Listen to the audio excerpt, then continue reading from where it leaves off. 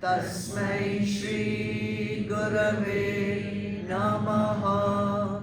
Akhanda Mandala Akaram Vyaptam Yena Characharam Tatpadam Darshitam Yena Tasmai Shri Gurave Namaha.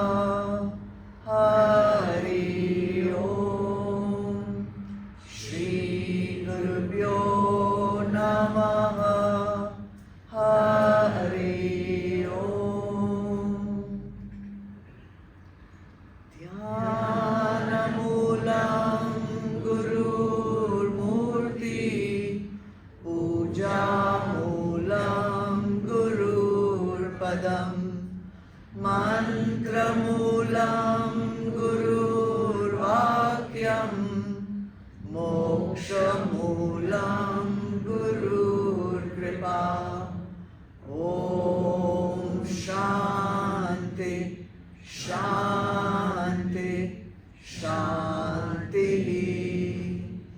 Om Sahana Bhavatu Sahanau Punaktu Sahaviryam Karvavahai Tejasvinavaditamastu Ma Vidrishavahai.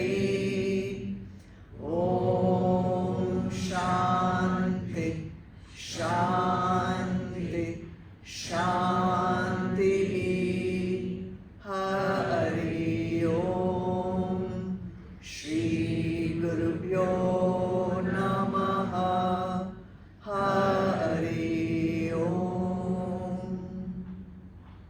Chidarpanam. Jai Gurudev. Welcome everyone. Before we start, let's chant always. So we are on the 6th Adhyaay, and today we'll chant 9 shlokas. Okay?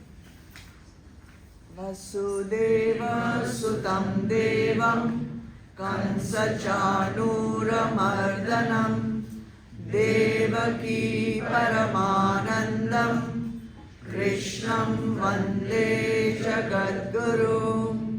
Om Shri Paramatmane Namaha.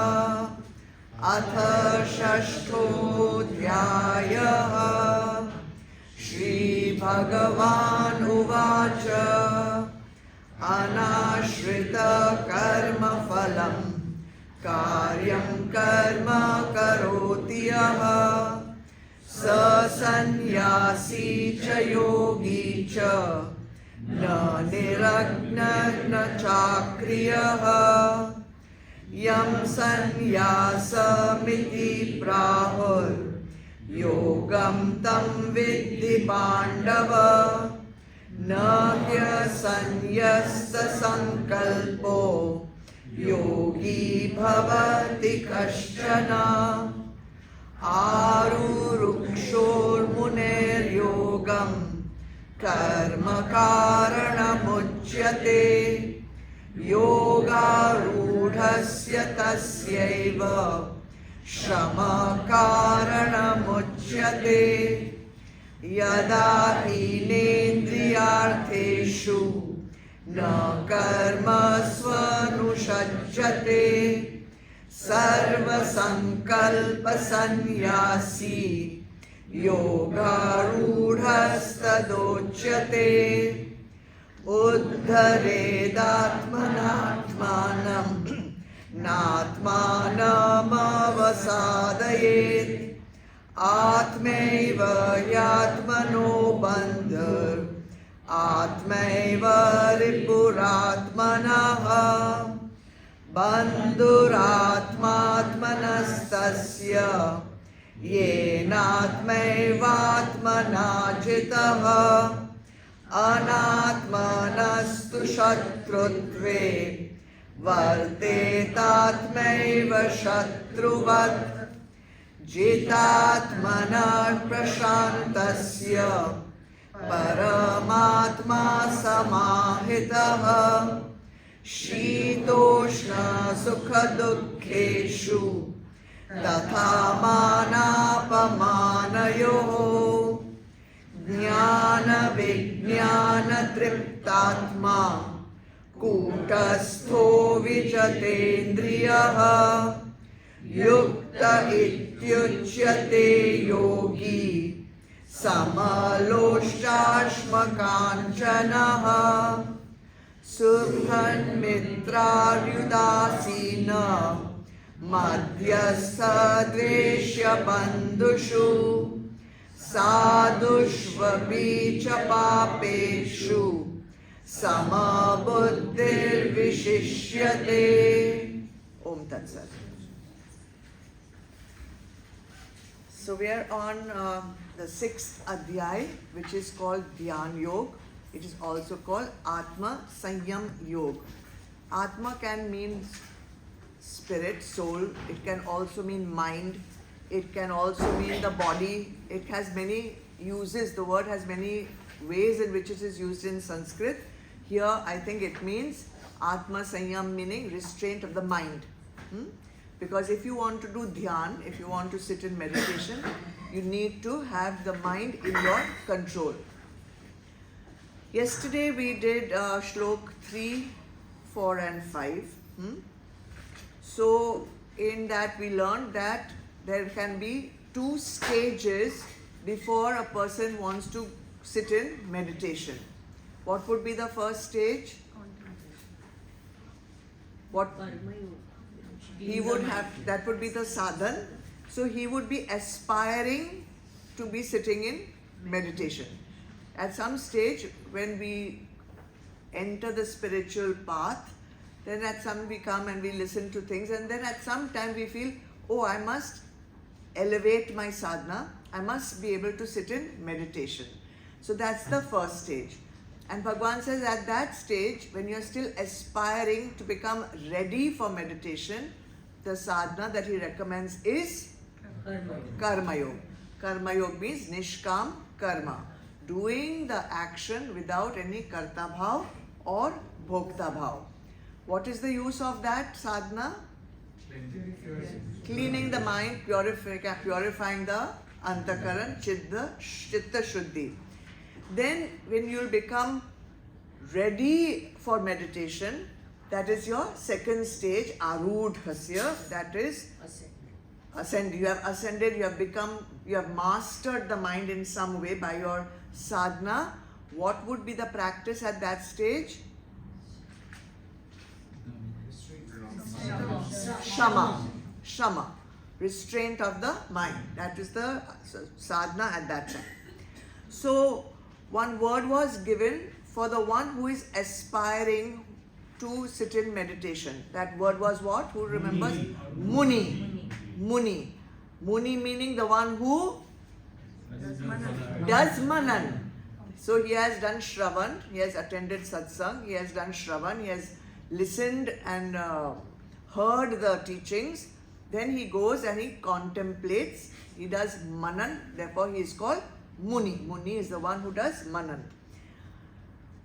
So as a Muni, what are the 3 ways that he should now prepare himself to aspire to the stage where he can sit in meditation? There were 3 conditions which were given by which he would be ready to sit in meditation. What are those 3 conditions? 1, no attachment to the sense objects. Okay, that's the first one. No attachment to the sense objects. Second condition, no attachment to the action, right? And the third was renounce all sankalps. Renounce all sankalps, all desires. Okay. So when all these 3 things are practiced, perfected, mastered, then the Muni becomes eligible, you can say, qualified to be able to sit in meditation. Why? Why so much has to be done? Because the mind will not be calm and still to do meditation. Very good. When you will do meditation, you need to be calm, you need to be serene, you need to be undisturbed by things outside as well as thoughts which will rise inside. So once all this is cleared, you have made your mind prashant, you have made your mind shant, in that case you will be able to sit easily in meditation. So what is the technology for these three things to happen?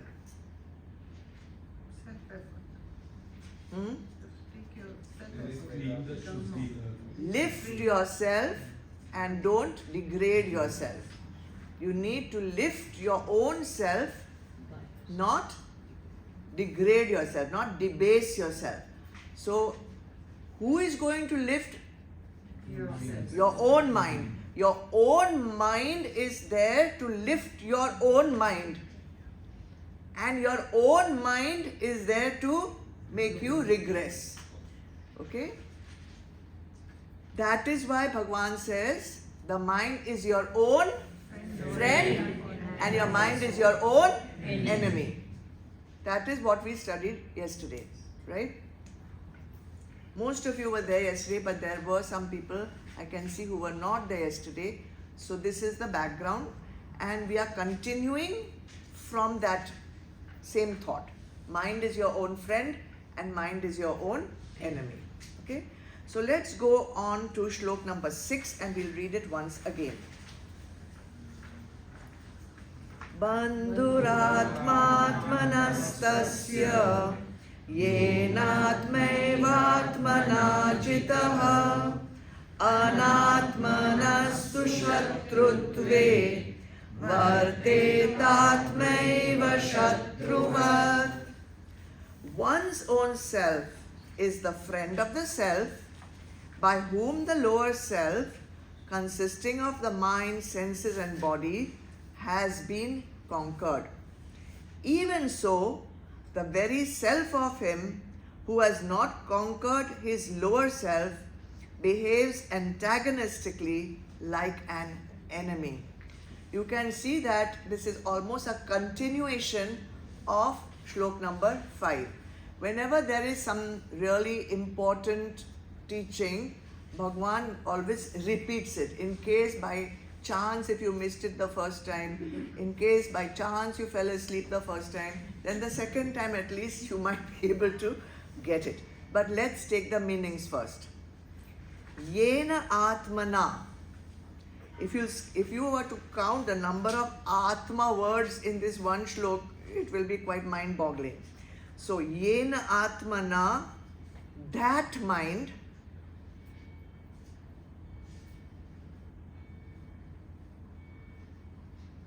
Atma Jita, the lower self has been conquered.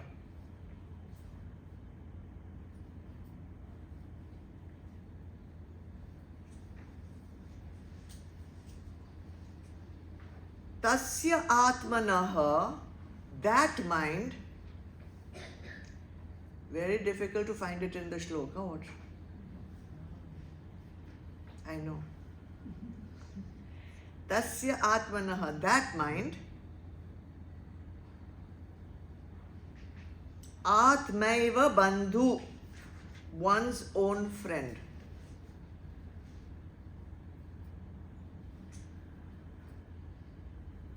One's own friend. So this much if you put together, it means that mind through which the lower self has been conquered, that mind is one's own friend.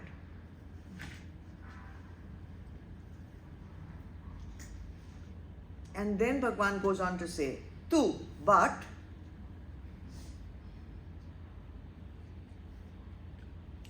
anatmanaha, who has not conquered his lower self, anatmanaha,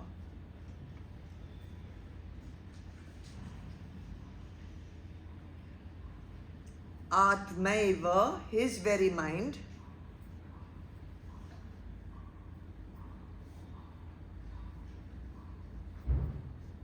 Shatruvat, like an enemy.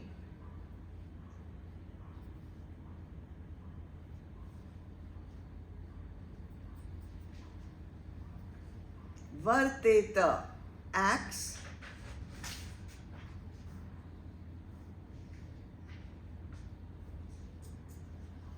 Shatrutve, as an enemy.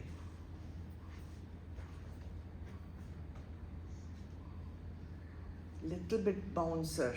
If you are trying to match the English translation with the words, because it's so beautifully composed that it's very difficult to find which word is Atmana, Atma, Atmanaha, Atmaiva, Anatmanaha, Atmaiva.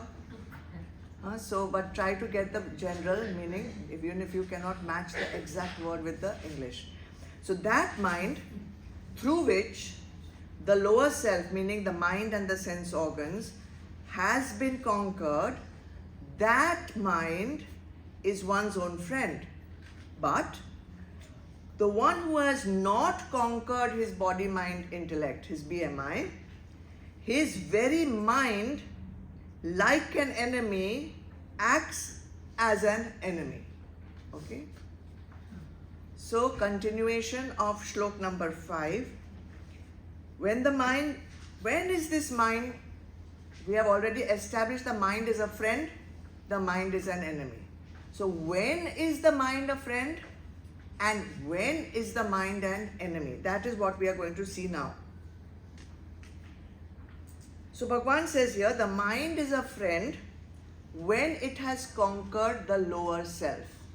That's when you can say the mind is my friend. So what is lower self? What is lower self? BMI. BMI. Because it is insentient. Okay? It does not have its own consciousness. It is dependent on the higher self. So I want to know here now, what exactly is the higher self? Not Atma. What would you consider to be the higher self here? In this case. Say?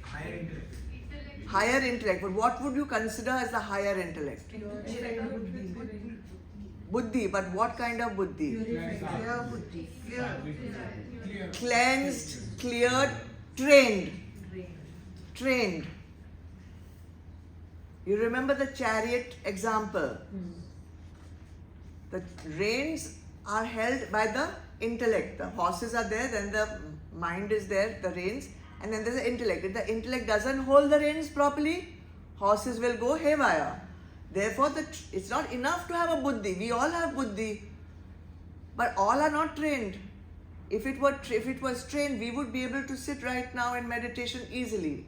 Are we able to sit right now in meditation without being disturbed? No. Therefore, some more training is required. So, the higher self would be the buddhi which is trained sufficiently, mastered, cleansed, purified, so that when you sit in meditation, you will be able to control the lower body, which is the body, the mind, and the lower intellect. So what is lower intellect? We'll come to it. I'm not going to ask you now. So how will this trained intellect, higher intellect, restrain the lower self? Okay, we have to know exactly what does it mean for my intellect to be trained, because that is what we are supposed to do, no? As sadhaks, this is the training that we need to do. So very difficult, because where is the intellect and how am I going to train it, and it's so intangible, and how exactly are we supposed to do it? Do you know? Do you know? I also didn't know, because it is somewhere deep inside us. It needs so much of thinking of exactly what are we supposed to put together so that the buddhi is our friend, so that the buddhi controls the body, mind and intellect. So one way I thought of putting this idea through is by giving the example of something more tangible and concrete and which most people might be able to identify with, and that is driving a car. Okay? Now, if you are trying to drive a car, and I did drive the car at one stage, so I know a little bit about it, not too much, but I know a little bit. So when you have to drive the car, the first thing you have to do is you have to put the key in the ignition. The minute you put the key in the ignition, what will happen? That also we don't like the intellect. Something goes on in the engine, some mechanical things happen, some electrical circuits get ignited, some mechanical, some electrical machinery in the motor, something fires, something happens. Then you press the clutch. When you press the clutch, what happens? Then you have to put the gear into the slot. Am I right? I remember how to drive. Then you press the accelerator. Then what happens? Petrol will start flowing into the engine and the car will go into motion. Correct? Am I right? That you have to teach me. I don't know much. Okay. Now when you want to stop the car, reverse process has to start. Now you don't press the accelerator. Now you have to press the brake. When you press the brake, some reverse actions will happen in the engine, the motor, some things will go on, off, something, car will come to a halt. Clear? Mercedes also, no? Same. Now, just like the different parts of the car are operating in an integrated manner. When one happens, the second thing has to happen, the third thing has to happen, the fourth thing has to happen. Something all together has to be integrated. Am I right? Everything has to function at the right time in the right way. Then the car functions. That means all the parts of your car are doing their dharma. Right? Dharma means what you are supposed to do. All what you are supposed to do is your dharma. So all the parts of the car are doing their dharma. Therefore, the car is your friend. We are saying mind is friend. No? Now see how the car has become your friend. Because it is doing its dharma and therefore everything is happening exactly as it is supposed to happen and the car is functioning as it is supposed to function. In the same way, the mind also can be our friend if all the processes and parts of the mind are integrated and functioning as they are supposed to be functioning. If all the parts of your body, mind, intellect are functioning correctly and doing their dharma, then that mind will be your friend. Then the intellect will be trained enough to control all the different parts of the mind. Same thing you can see as an example in the horse and chariot.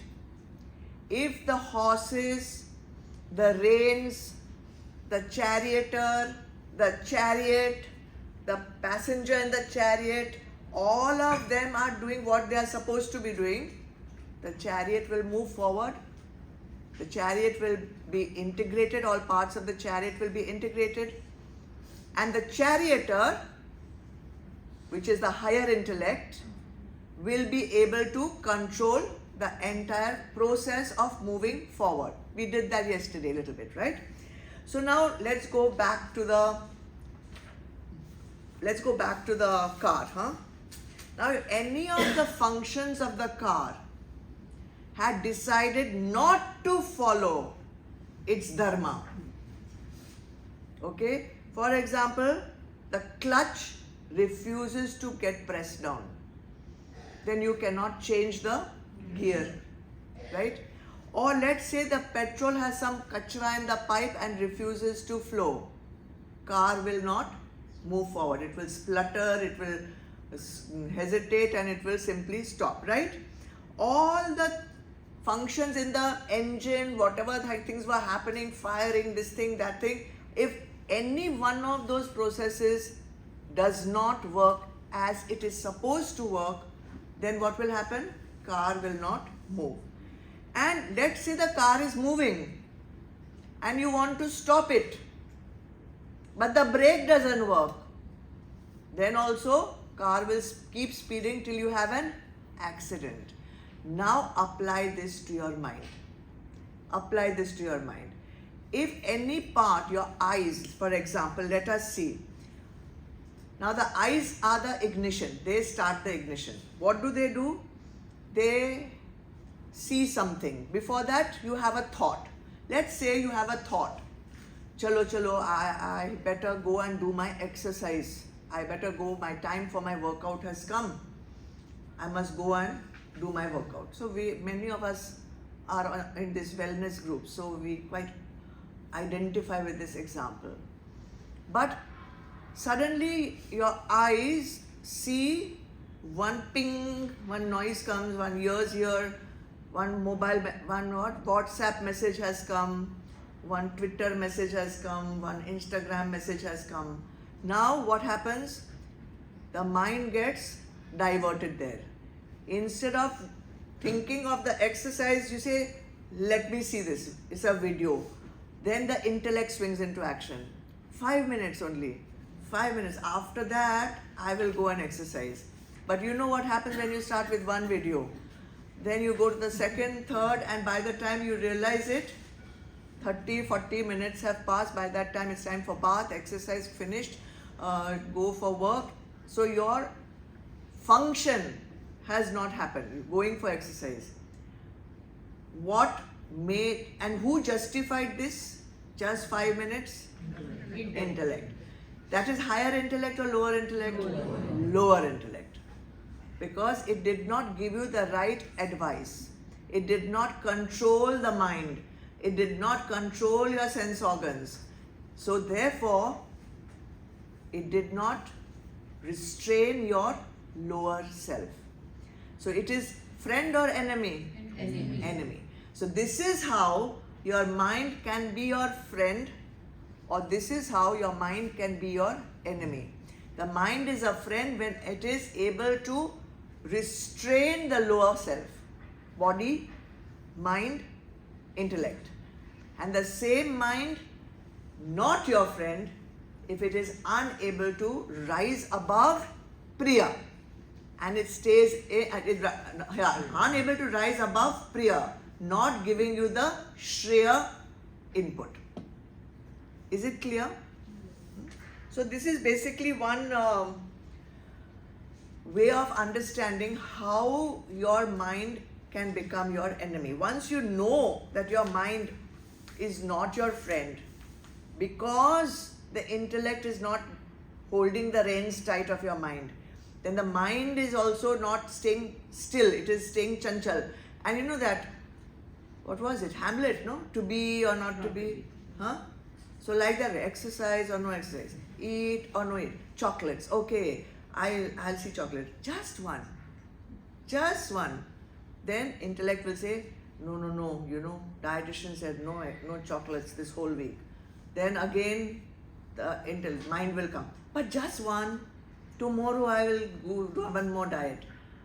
So once you start one chocolate, till you finish the whole packet, you don't stop. This is your brake not working. The brake will not work. You will not be able to stop eating. Once you start, till the brake comes, you will not be able to stop. So this is mind not being your friend. So what exactly in the mind or the intellect is your enemy? What is that thing in the mind which is making me do all this? Desire. Vasana. Sanskar, vasana, okay. Past memory. Anything else? Huh? Laziness. Attachment. Our nishtha to the particular Nishtha. Lack of nishtha. The easy way. lack of goal. Gunas. Which one? Rajogun.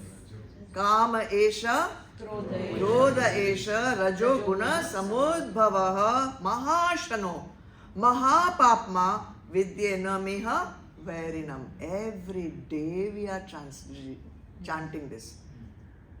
Every day we are chanting this. Adhyaay 3, Shlok 37.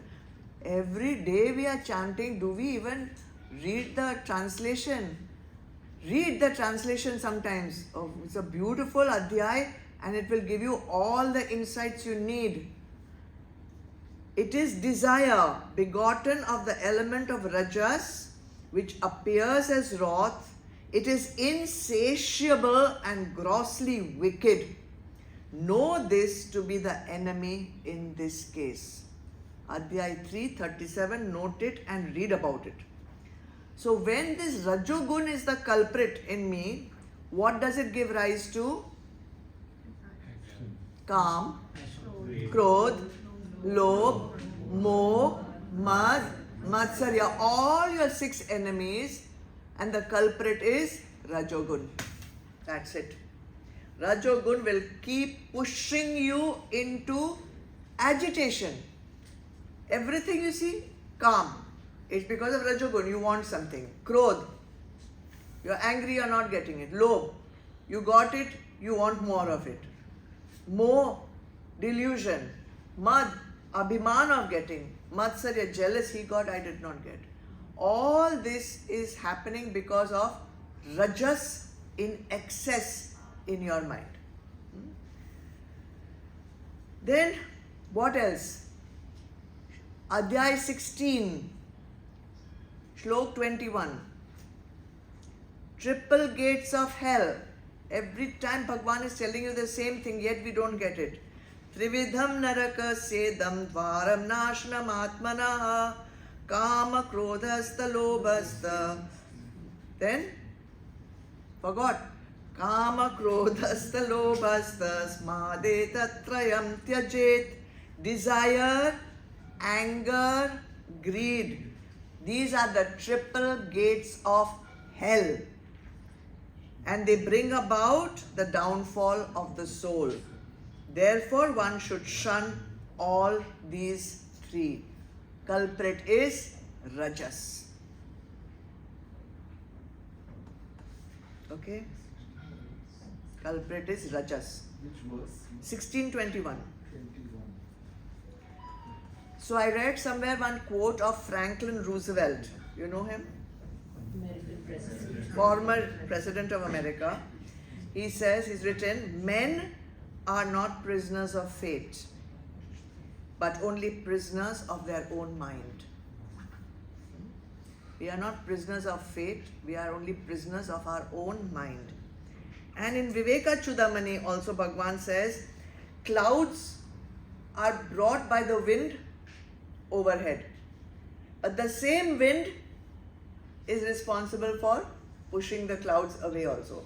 Just like that, the mind is your friend and the mind is also your enemy. Yesterday we talked about mind being friend as a knife in the hand of a surgeon is a friend. Knife in the hand of a murderer will take the life. Right? Ladder, go up, can also go down. Key can open the lock, can also shut the lock. So basically, the buck stops with you. How you use your attributes, how you use your faculties, how you use your mind, that is what makes the mind your friend and that is what makes the mind your enemy. Right? So let's summarize this much up to here. If you want to start a meditation practice, first you'll have to make your mind a friend. So to make the mind your friend, all 10 organs, means 5 organs of perception, 5 organs of action, all of them have to come under the control of the higher intellect.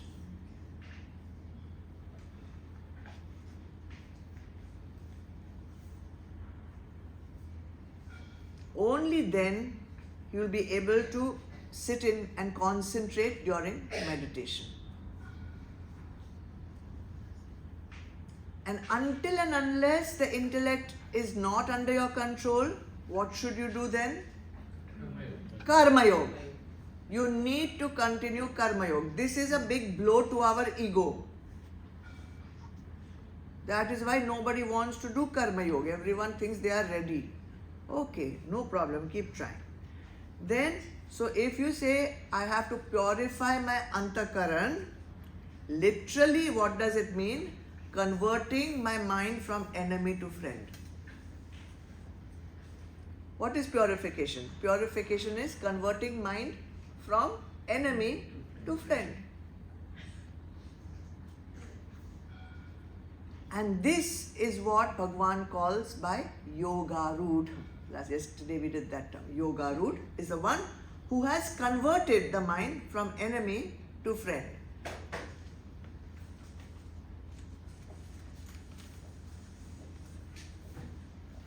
Clear up to here? This is basically continuation of the last shloka.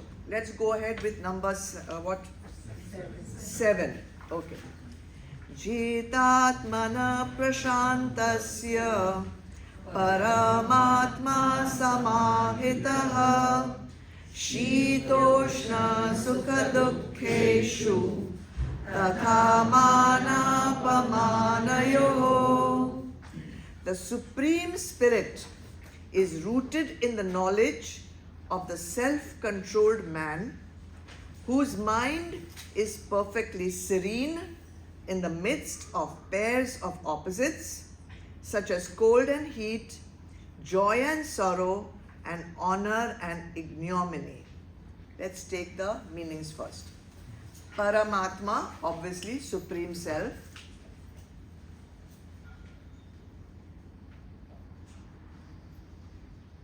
Samahitaha, becomes manifest.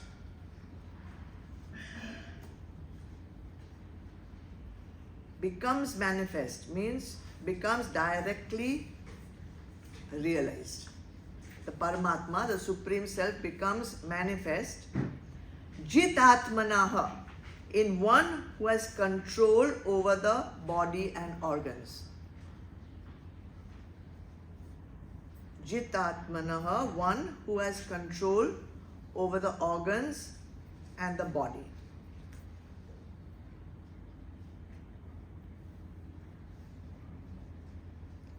Prashantasya, one who is peaceful, tranquil.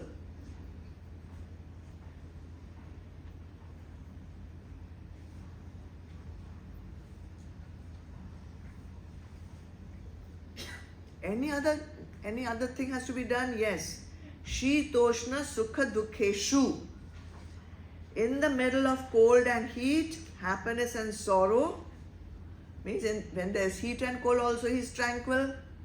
In happiness and sorrow is also he is tranquil. Tatha, and also man apamanayo, in honor and dishonor.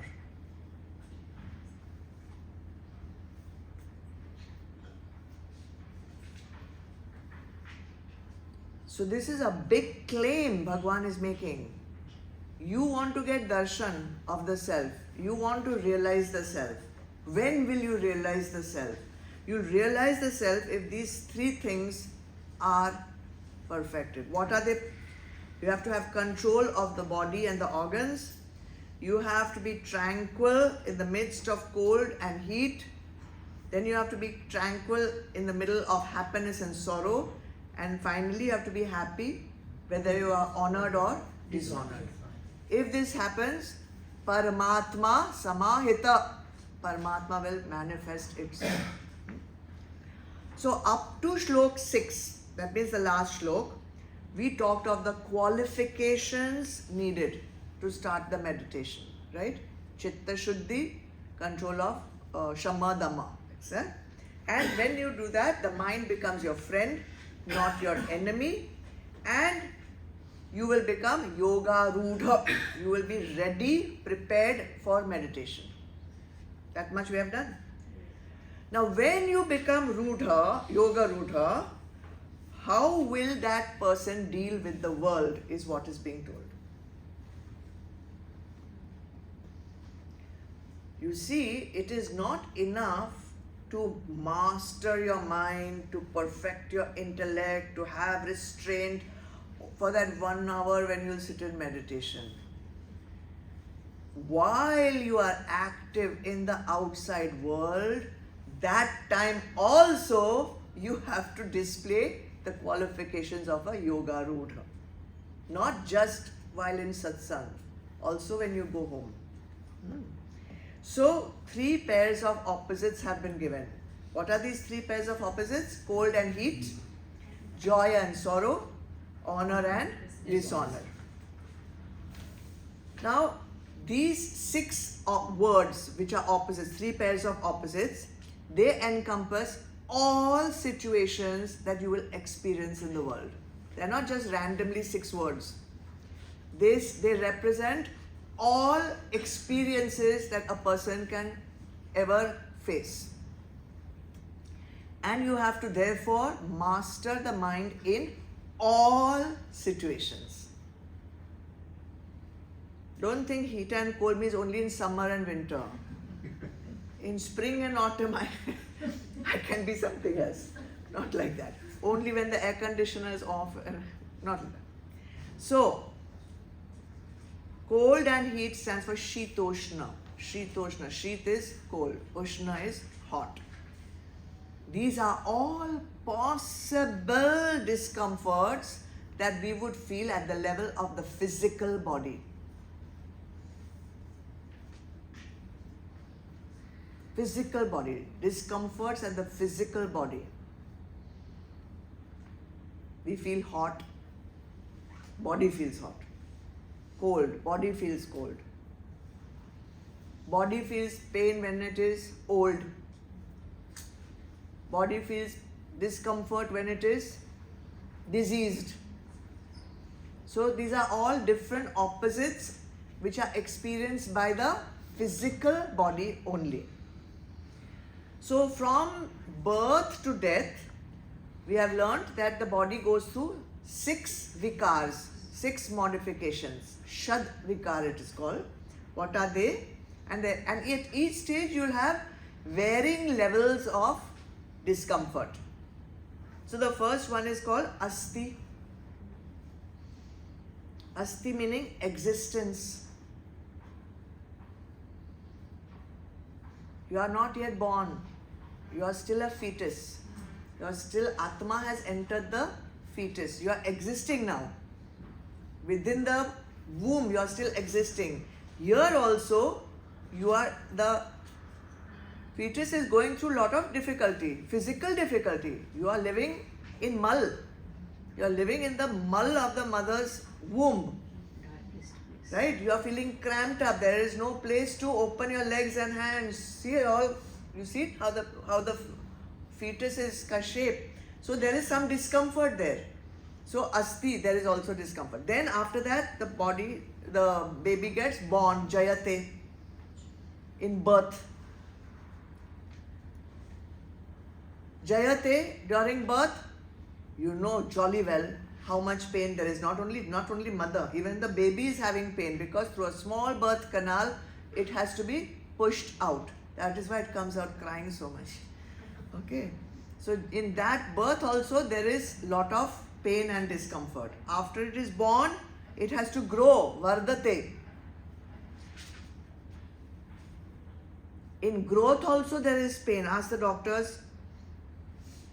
Most of the boys grow very fast in height, suddenly in adolescence. They get something called growing pain in legs. Suddenly there is a shoot up. Yes? Boys ka parents should know that, right? Also, in that growth stage, at puberty, there is lot of pain, lot of discomfort. So in jayate and then in growth, vardate. Then comes viparinamate, means in change, at the time of change. After some time, there will be some changes in the body. What changes? Girth. Yeah? Some growth horizontally, some growth vertically, some blood pressure, some lifestyle changes, energy also goes down, there is discomfort. Then comes the Sad part, apakshiyate, decay. Decay. In decay, osteoporosis, blood pressure, arthritis, BP, all kinds of pains, discomforts. And finally, vinashyati, death. Atma leaves the body. Vinashyati. Apakshiyate. Vinashyati, death. There also there is pain. As the Atma leaves the body, there is going to be discomfort. Yes or no? So, at every stage of your life, the dharma of the body is to feel pain and discomfort. It's a given. It's a given. But you don't have to suffer for that. The pain is there, but the suffering is not compulsory. So the human body actually has been loaned to us. Right? In this birth, as you take birth, this body has been loaned to us. For what? For traveling towards moksha. It's a vehicle. And on the way, just like any journey, there will be some bumps, there will be some khaddas, there will be some discomforts, there will be some, rocky paths. Remember when we went to Kailash Mansarovar? What kind of roads we were traveling in and what discomforts. It was cold. Then there was, what was that? Altitude sickness, high altitude sickness. Everyone went crazy a little bit. Bumpy roads were there, all kinds of things. Now, those who went to Kailash, think about it, or any other yatra anyone has been on. When it is difficult like that, how did you make that yatra successful? Finally that.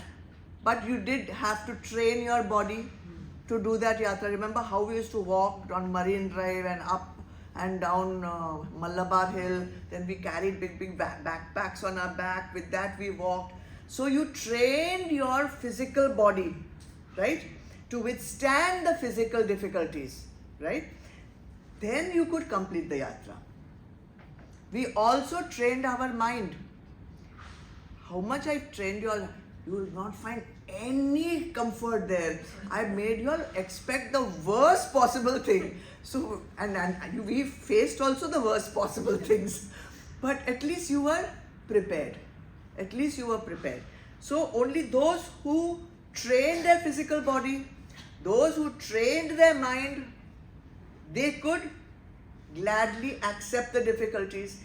They could accept the discomforts, and finally the faith in your Sherpa, faith in the one who's taking you there, would help you to overcome whatever difficulty we face. Yes or no, am I wrong? Those of you who came with me. So those who had faith, those who had trained, those who had glad acceptance could complete the yatra. Yes? Those who did not, there were 3 people who did not finish parikrama. Perhaps they did not train enough their physical body. Perhaps they did not train enough their mental body. Or perhaps they did not have enough faith. They did not complete the parikrama. Yes or no? Therefore, if you want to train your physical body, you have to have faith and you have to have persistence, you have to have glad acceptance and nishtha in your goal.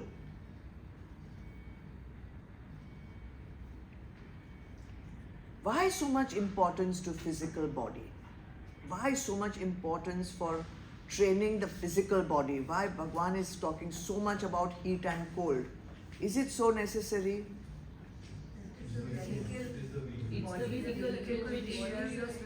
But why I cannot do meditation if my physical body is not trained? How will you be still?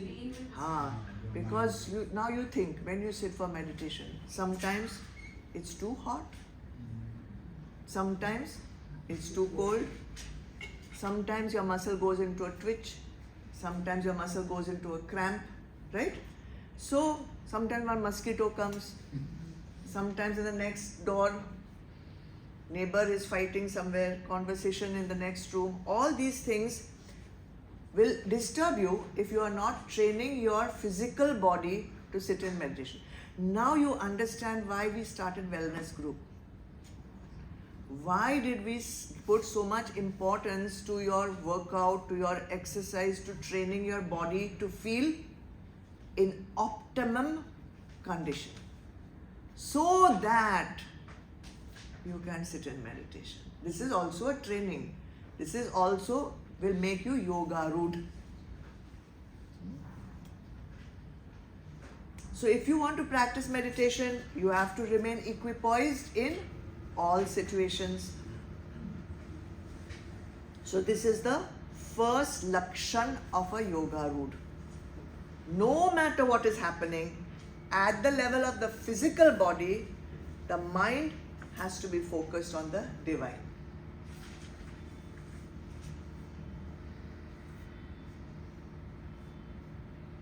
So let's go to Sukha Dukkha. Sukha Dukkha, joy and sorrow. That is your second level of training.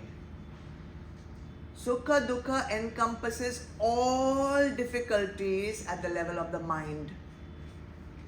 Just like heat and cold was all at the level of the physical body, Sukha Dukkha is at the level of the subtle body or the mind. And it represents all reactions you have at the level of the mind.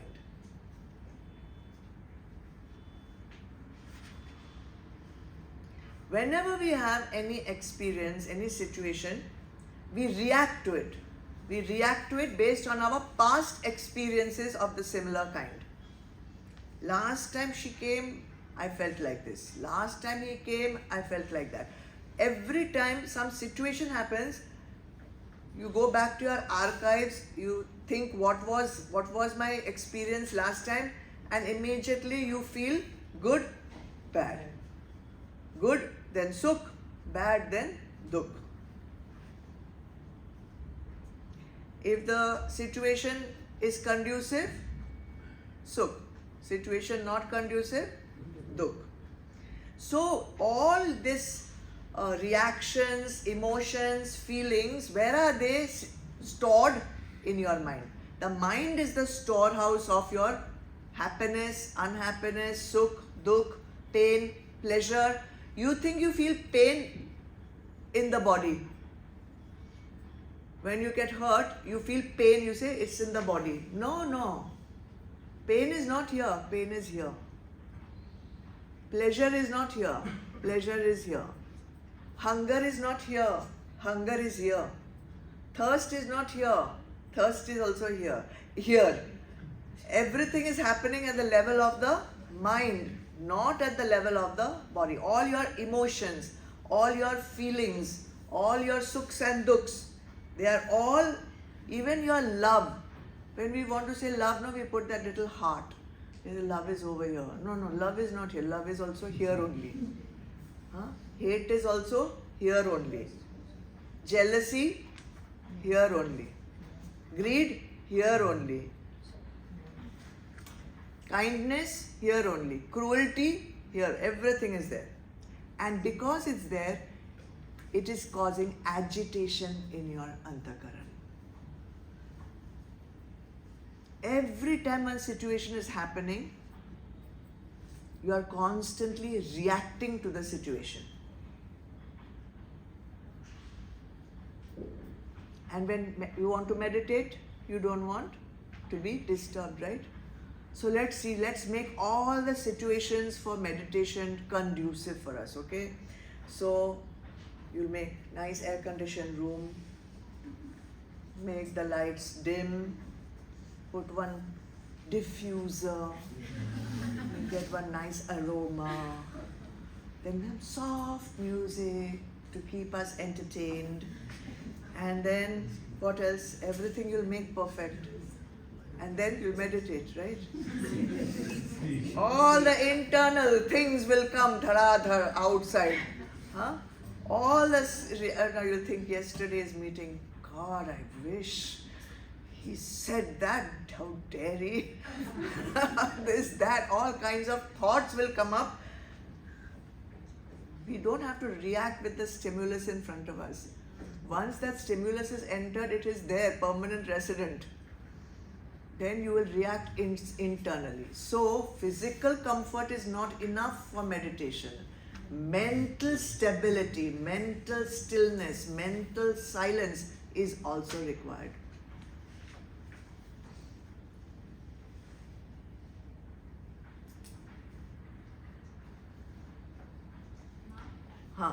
Afterwards, just write the question down.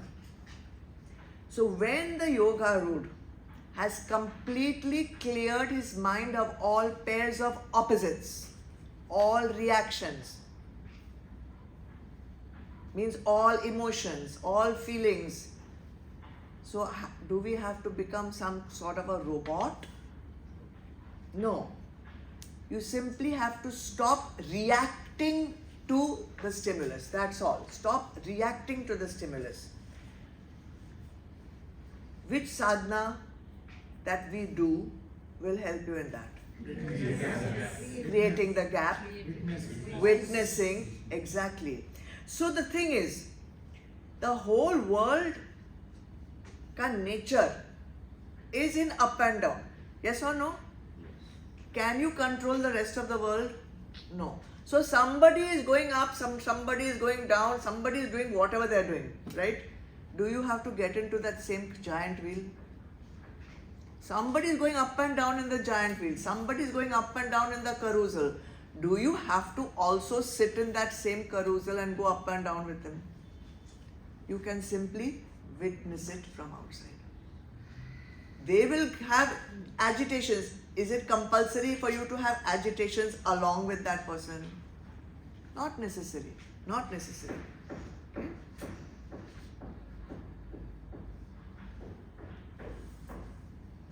What will help you not to get into that giant wheel and go up and down? Your intellect. The trained intellect will say, this person is doing what they know how to do. Is it, if I do the same thing, will it take me to my goal? No. Therefore, let that person do whatever they have to do. I have to do what I am supposed to do, or what I want to do, or what will take me to my goal. That's it. All reactions will end. Not easy. I'm not saying it's easy. But nothing worth having is easy.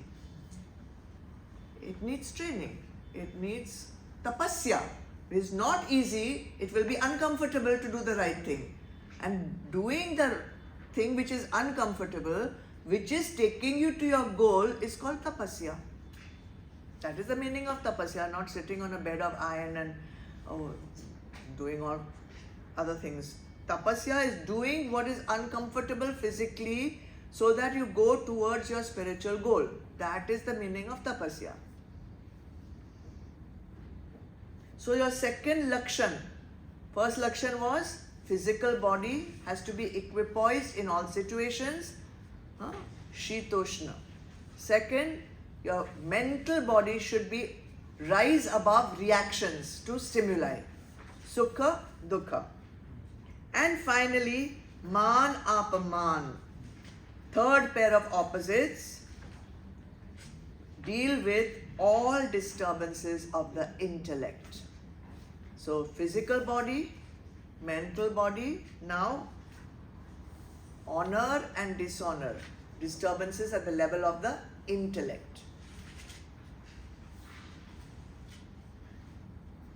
And yesterday I gave you one secret how to keep that intellect steady. Who remembers? Establish. Put your intellect in the hands of Bhagwan. Finished. Because your intellect, in the chariot example, horses were the sense organs, the reins were your mind, the charioteer is the intellect, and the charioteer was Bhagwan Krishna. That is why the chariot can remain controlled. Your chariot also put into the hands of Bhagwan. Put your intellect in the hands of Bhagwan.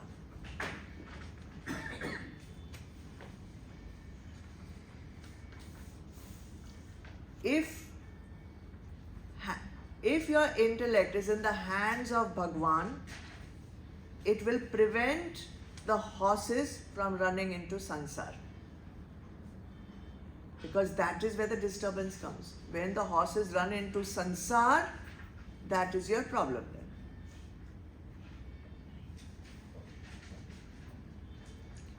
Now, when you allow your mind and your sense organs to go into sansar and run amok, what are the things your intellect will be allowing to happen? Will that be your higher intellect or lower intellect? Lower. So what does the lower intellect do? Justifies your avgun. Judges. Exactly. What else? Huh? Labels. Very good. What else? Fuels the six inner enemies. Okay, very good. Then criticizes, finds fault, this, that, everything is wrong. Judging, evaluating, criticizing, finding fault. Also, all these are rajasic. All these are rajasic tendencies. Then if the intellect is not in control, even some tamasic effects happen. What are the tamasic effects? That you have some concept in your mind and you stubbornly stay attached to the false notion, not wanting to correct yourself. That is also an intellect gone crazy into tamas.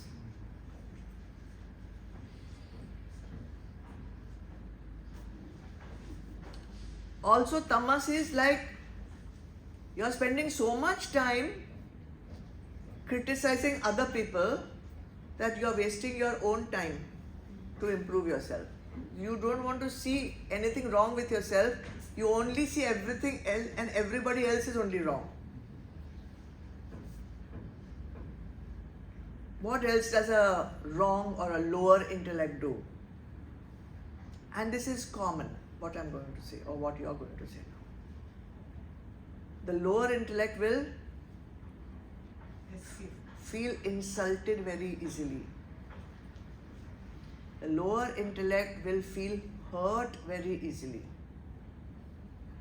See, these are subtle things. The lower intellect will hold grudges. The lower intellect will feel apman. That's the word here, man, apman.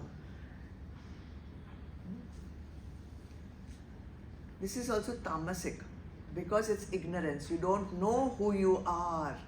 Aham brahmasmi. And you are getting insulted because he called me monkey.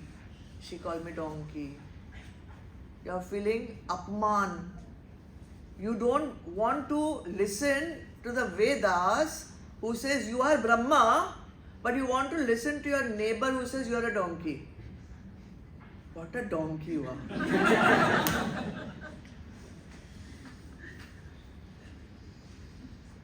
Okay, so physical body at physical level, mental level, this is all happening at the level of intellect. This also you have to train. Then you become Yogarudha.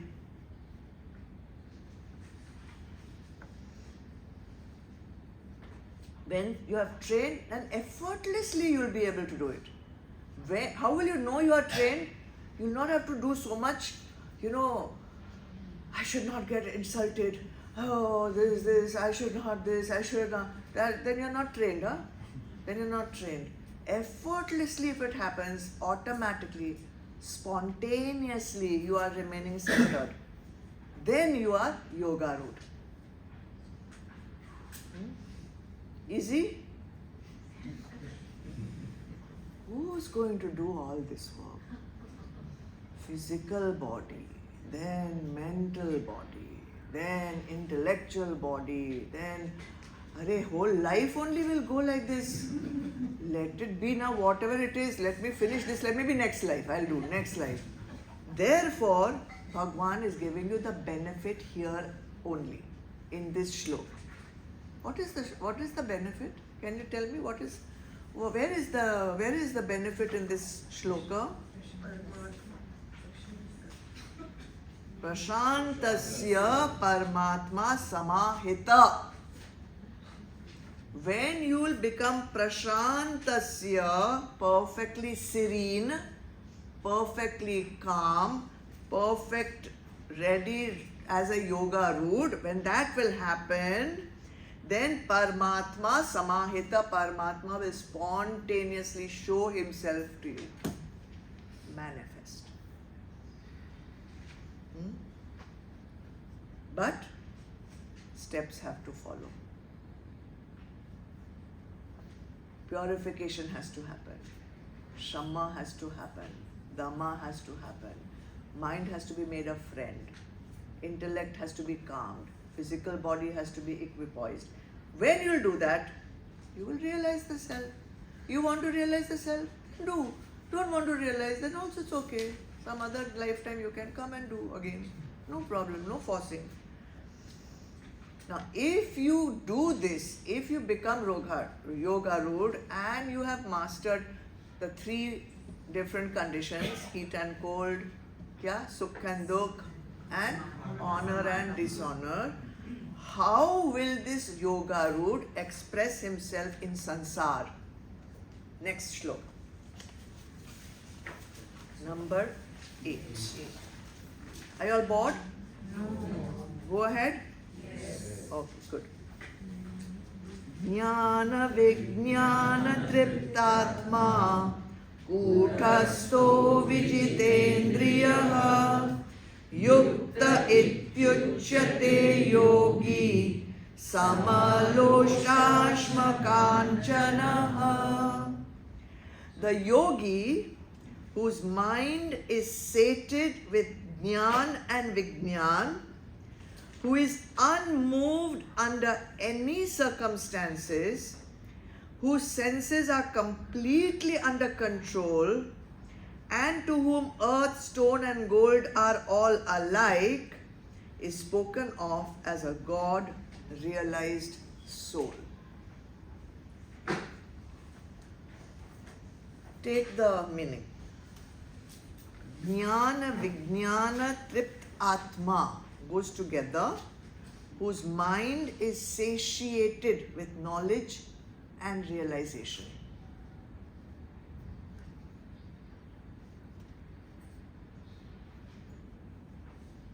Mind is satiated, mind is satisfied, mind is completely content with knowledge and realization. Kuthastha, who is unmoved, unshakable,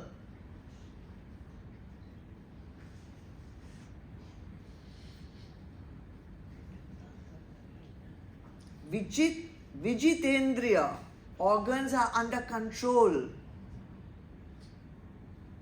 Bhagwan is saying again and again, the same thing. Just understand once and for all what all needs to be done. Not very different. It's the same things coming again and again in each shloka. Uchyate is said to be Yukta, self-absorbed or absorbed in the self. Self-absorbed actually can have another meaning. You say absorbed in the self.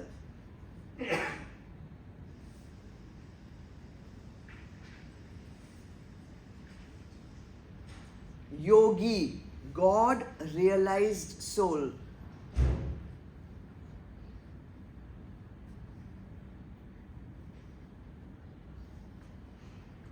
Samaloshtashma kanchana, the one who treats equally what? A lump of earth,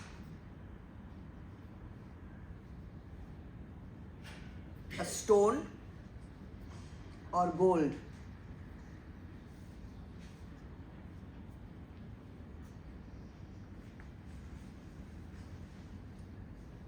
So 3 lakshans are given here of a Yogarudha, also called in this shloka Yogi. Same thing, Yogi.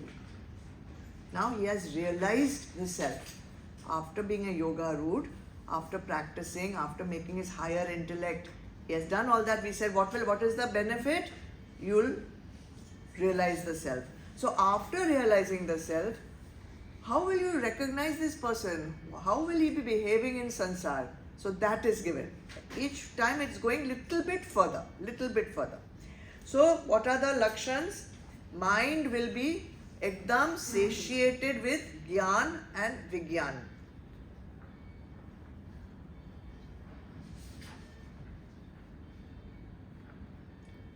In all circumstances, he will be unmoved. His senses will be completely under control. And whether he has a stone or a piece of mud or a piece of gold, he will see all three in the same drishti. So let's go with Jnana Vijnana Triptatma. And we'll break up that into smaller words. Atma meaning mind. Not soul. Soul doesn't have to get into this. Atma here means mind. Tripta, content. His mind is content. His mind is satisfied. His mind is at rest, satiated. With what? With Gyan. Knowledge. What knowledge? Intellectual knowledge, which is getting from the Shastras, which is getting from the Vedas. Book knowledge. Is satisfied with all the knowledge. But not enough. Also Vigyan, direct experience. A Paroksh Anubhuti.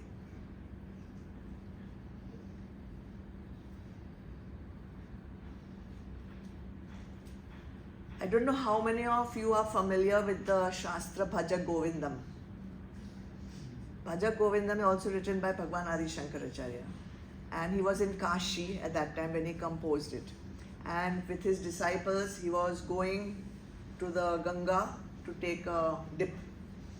And in Kashi, especially in those times, everywhere there used to be some pandits. Then they would all be chanting Sanskrit shlokas and continuously learning Sanskrit and everything. So he made one beautiful composition, Bhaja Govindam, in which the refrain, the chorus said that, what is it? Bhaja Govindam, Govindam, Bhaja Moodamate. Moodamate, you fool. It literally means fool. You fool, all the time you are doing bhaja, you are chanting. At the time of death, what will happen? You, in this grammar which you are studying, Dukkrijana Karane, all this Sanskrit grammar, because you have to go on repeating, the I am, you are, he is, she is. That time, none of this is going to come into work for you. What are you doing? Don't waste your life. Bhaja. Chant. Pray to Bhagwan. Bhaja means what? Worship. So pray, worship, go and realize what is more important for you. Not this Dukrikarana, not this grammatical up and down you're doing I, you, he, she, we, you, they, I, you, he, she, you, they. Kya karega uske saath? So that is what it comes into my mind, that intellectual knowledge up to a point, very good. You have understood the basics, very good. Now do the sadhana and start elevating yourself. Lift yourself. Lift yourself. Otherwise, and we are 100 times saying the mind has to be shant. 100 times in these shlokas we are saying the mind has to be calm. The mind has to be open. The mind has to be ready. Space has to be created. Now all the time you are doing I, you, he, she, we, you, they, up and down, I am going, you are going, he is going, she is going, we are going, they are going. Kya karne ka hai? Are you going to get aparoksh anubhuti with that? No. Don't waste your time. Bhaja Govindam, next time I will take that up in the evening satsang. Very beautiful, very nice. So intellectual knowledge required. Why it's required? you should know who is Brahma. You should know where is Brahma. You should know the difficulties you will have to attain Brahma. And how will I qualify for this aparoksha anubhuti? That is the important thing that you have to focus on. Then you have to implement the teachings. We only want to gather knowledge. We want to, it's a kind of greed. Just like you have a closet full of bags or a closet full of shoes or a closet full of clothes, now you have books full of knowledge. Do you understand what I'm saying? So, Shravan you do. And as Anil said yesterday, I remember, satsang is important because you can collect enough information on Zoom. You can collect enough information from YouTube. But what you collect by coming to satsang cannot be replaced. Cannot be, we were also talking yesterday about that. Cannot be replaced by being in satsang. Being in satsang has a lot of advantages because there is a vibration. There are questions which will arise with the Shravan. Who will you ask when you're on YouTube? Who will you ask that clarification? Now I told Shilpa, you keep that question and ask me. If you are on YouTube, where will you ask? Who will you ask? So there is an energy, there is a vibration, there is an exchange. Therefore, being in satsang and doing Shravan has a lot of advantages. If you are not in the country, you are not in the city, it's a disadvantage. Just that's a disadvantage. That's all you can do. But after that Shravan, you have to, it doesn't end there. Then you have to do Manan. Then you become a Muni. When you become a Muni, then you'll understand the value of the knowledge. You have to understand the value of the knowledge. Only then will you be inspired or motivated to raise yourself. Only then you will be motivated to make your mind your friend. Because I know what the goal is. I know that Bhagwan is ready to manifest himself if I do X, Y and Z. So I should do it. That's all. That's it. So, difference between Jnana and Vijnana. Jnana is intellectual knowledge. Vijnana is the realization, making that knowledge my own through direct experience. I can learn swimming from a book.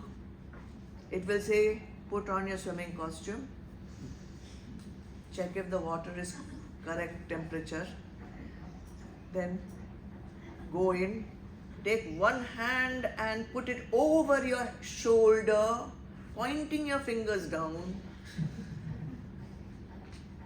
You learn swimming? No. Baking a cake? Anyone tried? Reading recipes is very easy. But actually making it with the exact proportions and the exact instructions is a different ball game altogether. So one is Gyan, reading the recipe and feeling really happy seeing the pictures and all, wow, nice, nice. Actually going in the kitchen and putting that thing in the oven is a completely different thing. That is your Vigyan. Otherwise it's only Gyan. If you are happy with Gyan only, that's also fine. That's also fine. And you can get a lot of abhiman with collecting all this Gyan also. You know what it is called? Egotitis. Egotitis, inflammation of ego. So, Jnana, Vijnana, Tripta, enough. I have learned enough. Now let me realize it. How much you want to go on collecting. So that's your first lakshan. Second lakshan, Kutastha. Kutastha comes from the word Kut. Kut is that anvil. You see it with a mochi, cobbler. He puts the leather on top and he goes on banging. Blacksmith also, ironsmith. So it's a piece of metal, very solid. You put something on it and you hammer away, hammer away, hammer away, but nothing happens to that anvil. Kuta. So when you are asta, when you are still, like a koot, you are kutastha. Huh? Chapter 2, again and again these things are coming. Bhagwan gave all information in chapter 2 only. But we didn't get it, so he is telling again. So, as we said, heat or cold, sukh or dukh, man, apman, in all those situations, if you stay like a koot, you are kutastha, unmoved in all situations. Let people hammer against you, let people pester against you, let people bang against you. They are doing to who? They are doing to the body. They are doing to who? They are doing to the mind. They are doing to who? They are doing to the intellect. Who am I? Atma. Itna nishtha hona chahiye. So many times I get, this one is doing like this to me, this one is not talking, this one is fighting, I have to do like this. Who? To who is doing? If you still think you are the body, then feel sorry for yourself. But if you know you are Atma and this person is doing, to who? Witness it, create the gap. You don't have to feel hurt, apman. This ego-tite is very difficult disease. Okay. Then third lakshan, very common, Jitendriya. See Jitendra? Where is Jitendra? Who is Jitendriya? He is the one who has his organs in control.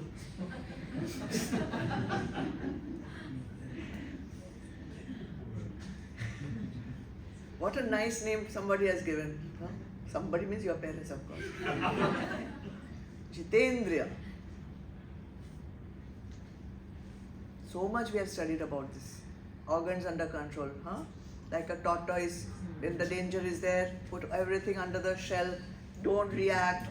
Don't let the organs of senses go out into the world. And all the past shlokas we have talked about Jitendriya. It's like a confirmation. In case you missed it in 7th shloka, now again in 8th is telling you the same thing. So Jitendriya. Anything I need to explain about Jitendriya? No. You can see Jitendriya and no. And then the last, fourth lakshan, Sama Loshtashma Kanchana. The one who treats equally a lump of earth, a stone and gold. Loshta is earth, mud. Ashma is stone. Kanchan is gold. And Sama means same. Sama drishti, same vision. But it's not the same, no? How stone and gold and mud can be the same? Why Bhagwan is saying like this, same? For you same, Gopal? He charges the same.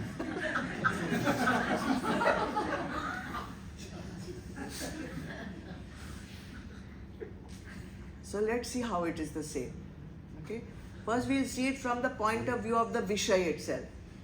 Why as a Vishay, mud and stone and gold is the same. Bhagwan is saying it's same, so it must be the same. But let us see why he is saying that. So all objects, whether it is stone or mud or gold, it's made of Panchabhut. So it's the same. All of them are basically made out of Panchabhut.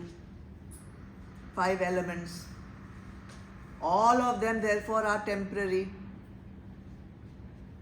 All are transient.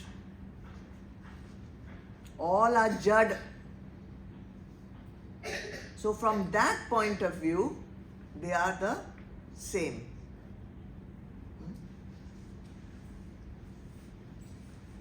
Because of that, Bhagwan says, I don't see any of them more valuable than the other. Why?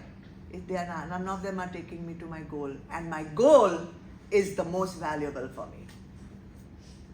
not the metal which I'm wearing on my finger, not the stone which I'm wearing on my finger. That is not important for me. Where my Atma will go, that is valuable for me. Therefore, whether you tell me to use a stone on my finger, a metal on my finger, or a mud on my finger, for me, it is the same.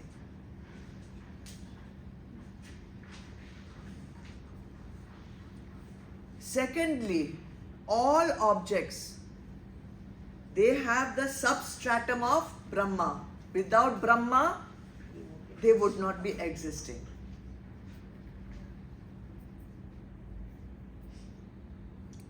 And a yogi doesn't see just the roop.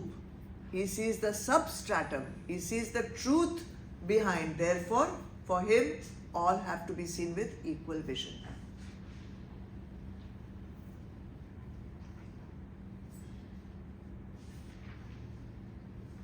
Now, let us see from the yogi's point of view why he, very nice it is, one very nice explanation is there. So, when the yogi sees these three things like this, he says in his mind, right now all three are existing as Vishais, all three are existing. Therefore, there is no difference in my seeing them as existence. So all are existing from my point of view. Okay, just write that down. They all exist.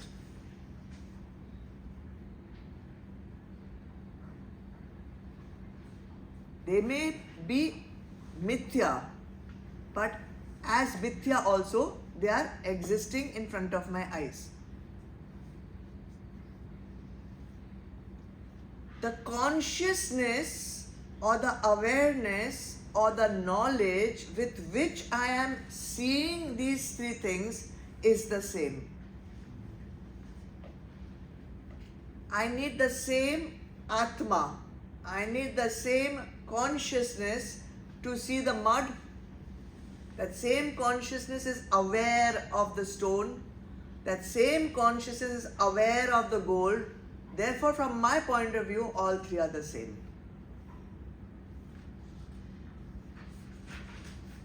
Also, materialistic things have no value for anybody. That we already did earlier. And then the third way, when he sees the mud, when he sees the gold, stone, when he sees the gold, his Anand does not change.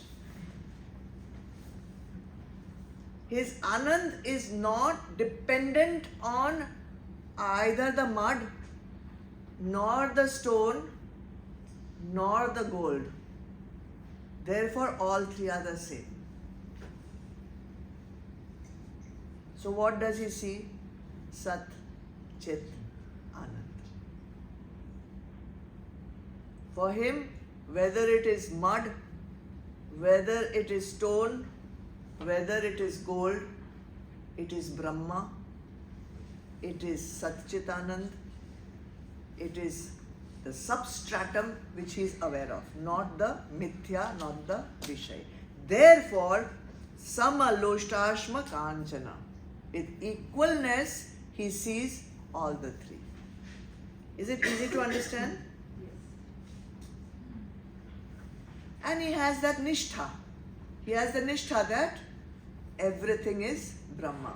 Therefore, why should he be so excited to see the gold and be so disgusted to see the mud or be so repulsed to see the stone? Everything is the same for him. His happiness, his existence, his awareness, his consciousness has absolutely no change whether it is facing mud, stone, gold. Therefore, he can treat every Vishay the same, and therefore he can treat every person the same. And such a yogi is called Yukta. It's coming in the Shloka. Yukta. Totally absorbed in the self. Sthita Prajna? Or second Adhyaay Sthita Prajna.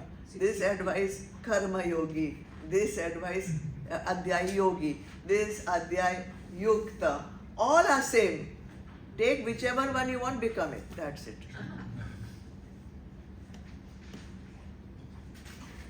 One more?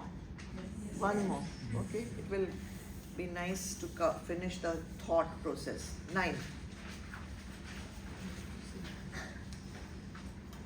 Suran mitraryudasina madhyaste dvesha bandhushu sadhushvapi cha papeshu samabuddhir vishishyate. He who looks upon well-wishers, friends and foes, neutrals as well as mediators, inimicals, relatives, the virtuous and the sinful, with equanimity, stands supreme. It's a conclusion of all the shlokas which we have done right now, and a very, very practical one in terms of our sadhana, in terms of our chitta shuddhi. Vishishyate, he excels.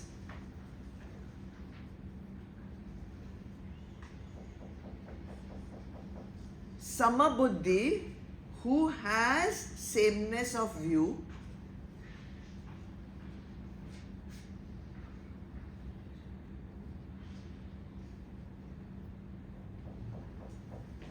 Suhra, benefactor.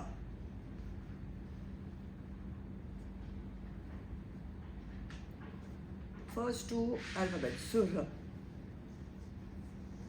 benefactor. Mitra, friend.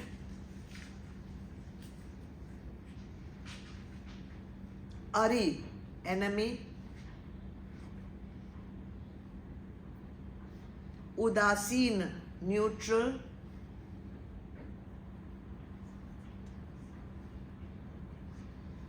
Madhyastha, mediator.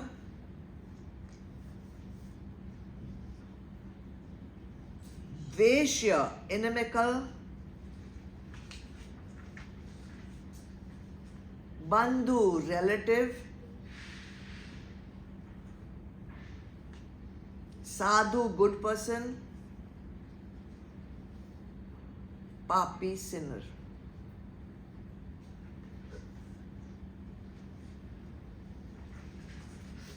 All human nature classified into these 9 categories.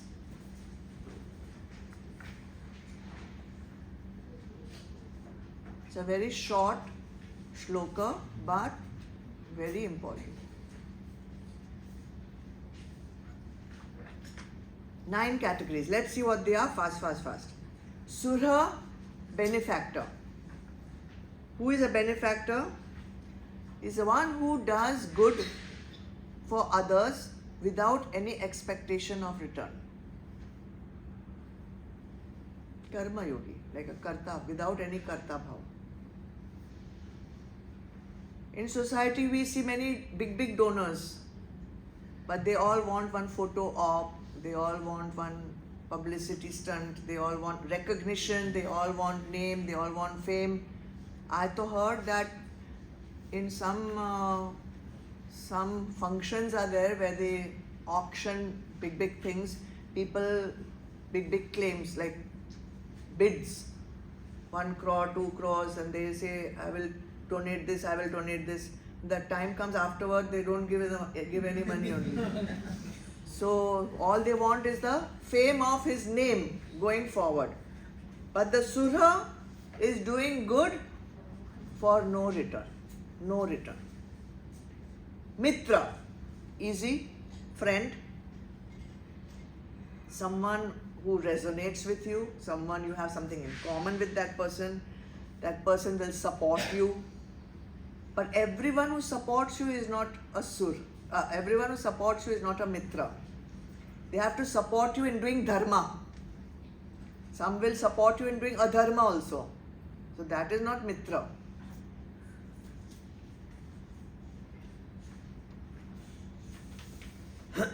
Third one is who? Ari, enemy.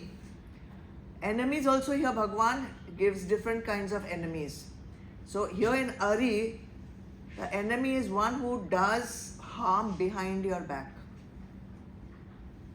सामने से it's very sweet.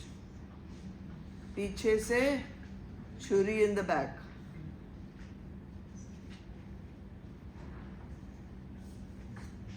So Ari. Udasin, neutral, doesn't take sides, doesn't get involved in this and that, remains a witness. When you do witness ka sadhana, then you are udasin. When you do witness ka sadhana successfully, kuch lena na dena, magan rehna. Then madhyastha, mediator. So imagine two parties are conflicting. That person is in the middle trying to resolve the conflict. Well-wisher of both the sides. Doesn't take sides. Mothers sometimes have to do this job. Two children are fighting. They have to. Guru also sometimes. Dveshya, inimical, means what? This is also an enemy only. Openly hateful. Openly hateful. Irritates you like anything also. Harmful, repulsive.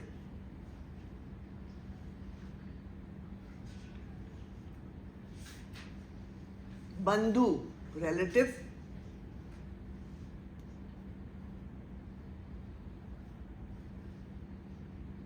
See the word bandhu?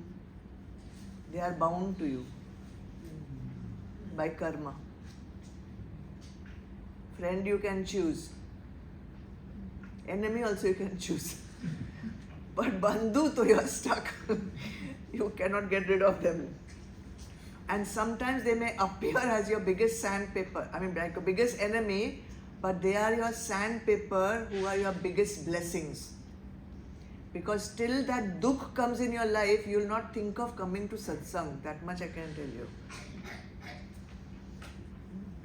You need someone to give you little bit of dukh. No, not little bit. Lot of dukh. Lot of dukh comes, no? And bandhus are very good at giving dukh. So, they are your biggest blessings. They are your biggest blessings because they are giving you the opportunity to overcome your karma. Sadhu, good people of course. Good people are those who are doing their dharma, following the shastra, doing the prescribed actions. And papis of course are your sinners, adharmis.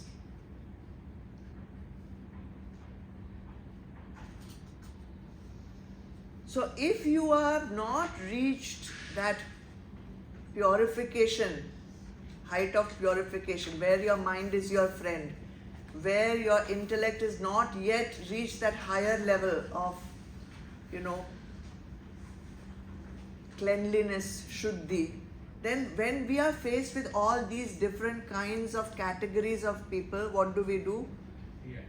We react. We label. We judge.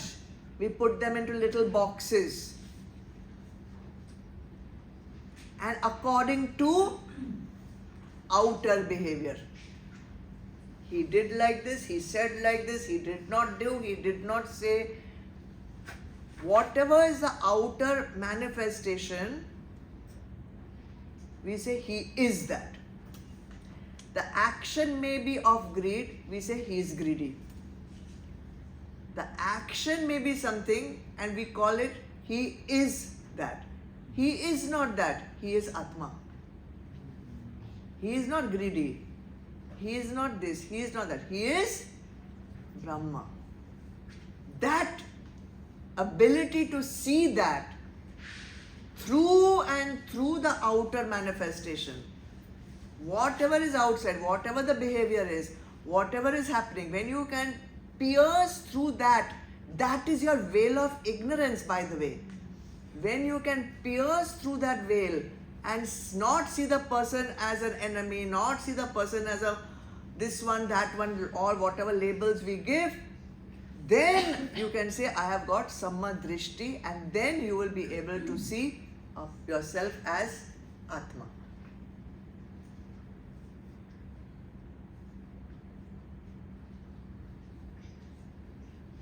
When we judge someone, when we find fault with someone, when we label people, pointing out their faults, people are very good at pointing out the faults of others.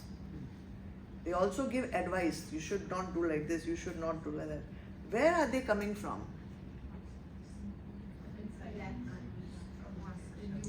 What do they think of themselves as? Lack? I am superior. I am superior than you.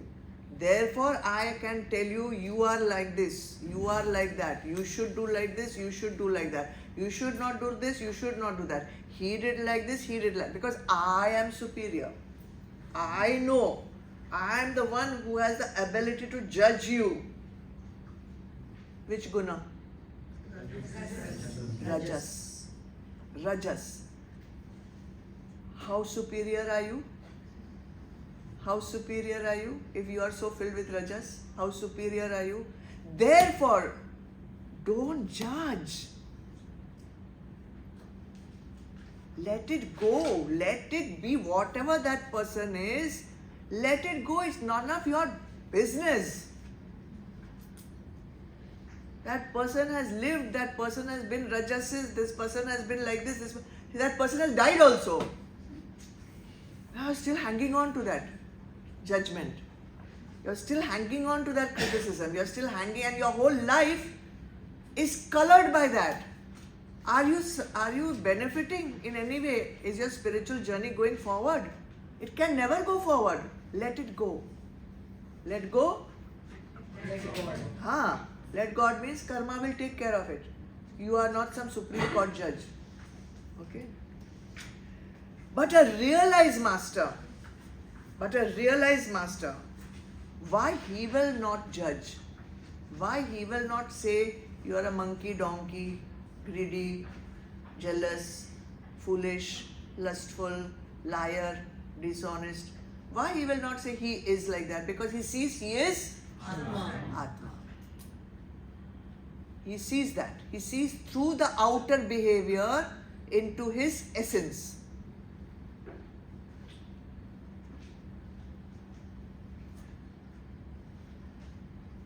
He has equal vision for the benefactor, he has equal vision for benefactor, friend, foe, neutral, mediator, inimical, whatever, relative, good, sadhu, sinner, all of them, he says, these are his outer manifestations, these are his outer behaviors, but he is Atma.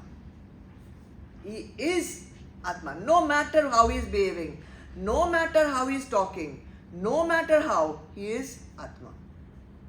Now, since you all, he behaves like this for what reason? Gunas. Gunas are the ones which are prompting you, pushing you, poking you to behave in a particular way beyond your ability to control it.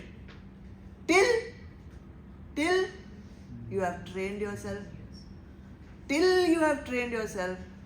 Otherwise, you will go on getting like a puppet.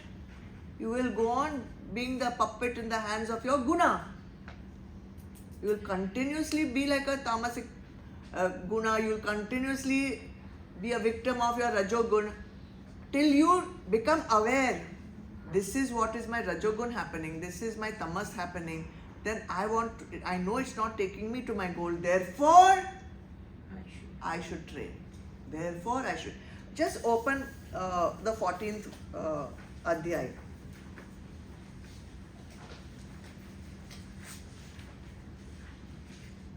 Sometimes we need to just again and again read these things.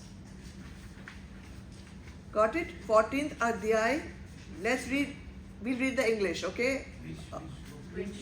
23, 24, 25, okay? All together. He who, sitting like a witness, is not disturbed by the gunas, and who, knowing that the gunas alone move along among the gunas, remains established in identity with God and never falls off from that state. He who is ever established in the self takes pain and pleasure alike, regards a clod of earth, a stone, and a piece of gold as equal in value, is possessed of wisdom, accepts the pleasant as well as the unpleasant in the same spirit, and views censure and praise alike. He who is equipoised in honor or ignominy is alike towards a friend or an enemy, and has renounced the sense of doership in all undertakings, is said to have risen above the three gunas. Verse 6 also, Adhyaay 6 also is saying the same thing, but he knows that by the time you come to 14, you'll still not be doing it. Mood. So therefore, it is important to continuously be in satsang. Continuously repeat again. What do we do? What do we do? We are just repeating the same thing again and again. When you want to put a hammer in the wall, in the first blow of the hammer, it's not going to go in. Right? You have to take the drill. And with a sharp drill ka bit, you have to go inside, goose out. Then you have to put that rowel plug and make sure that what you are putting in remains there. Then you have to take the khila and then you have to thoko.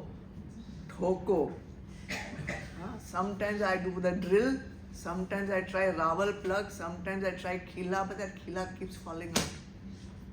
Now you hold that khila and keep it inside. Okay? So again and again Bhagavan is saying the same thing. So I know this question was asked to me once before, and let me only ask it. If you don't have to pay attention to the behavior of other people, whether they are dharmi or adharmi, then should I love everyone? This samma drishti, which I need to have, equal vision in all, I'll see the saint also the same, I'll see the sinner also the same, I'll go hug the saint, I'll hug the sinner, I'll go and be with the saint also, I'll go and be with the sinner also. So what is Bhagavan saying? Is that what he's saying? Go beyond means what? Of course, it's important to be able to recognize right from wrong. First and foremost, if you don't recognize dharma and adharma, then you are also the same only. You will not be able to do your own dharma. Bhagwan Krishna did not tell Arjun, go give one nice hug to Duryodhana and all. Keep him in your palace, in your bedroom, keep him nicely, press his feet and all. Did he say like that? He said, take your bow and arrow and go, kill. Where was Samma Drishti then? Where is that equanimity of thought? Where is that equanimity? Is this some contradiction? He was doing it that So it's important to know what is dharma, what is adharma, what is right, what is wrong. But the difference is there in the way the realized person sees the difference between the two, and the one who is not realized will see the difference between the two. What is the difference? The realized person will see the saint, see the sinner. He will know both are Atma. Okay? He will see both are Atma. But he will not go and cohabitate with the sinner. Why? Because he knows very well that the gunas that are happening in the sinner are making him commit sin, which is not taking him to his higher goal. And if I go and mix with that person, then I also will be going off track. He will surely be able to mix with the dharmi person, with the sadhu, with the good person, because he knows that person is going in the right direction, when I'll mix with him, I will not get tainted, I will not get waylaid, I will not be wasting my time basically. When I'm with the saint, I will not be wasting my time. When I'm with the sinner, I will surely be wasting my time. Okay? So, when the realized person sees both as Atma, he will see their Atma, but one outwardly he is behaving like this, so I don't need to go and be with this person. So there's a difference between the cat you keep at home and the tiger which is in the wild. Both are cats only, na? But one you will pet and one you will run away from. If you go and pet the tiger, you will be eaten up, right? So the same way, one is a saint, one is a sinner, both are Atma, but one you don't have to pet, one you have to stay away from, that's all. But the one who is not realized, the one who has not got this Samadrishti, what will happen? He will not have the maturity yet to be able to see the Atma beyond the outside manifestations. Therefore, he will label him and have a reaction against. And that reaction is contrary to witnessing. And without witnessing, you yourself are in the same boat as the other. You don't become any better. When you criticize somebody else, when you find fault with somebody else, you are no better than that person. Remember that. You are no better.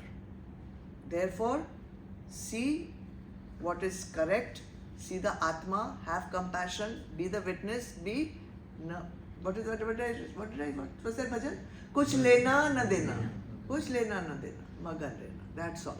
Be the witness. So Sama Buddhi, you should have Sama Buddhi. For that you need training. Okay?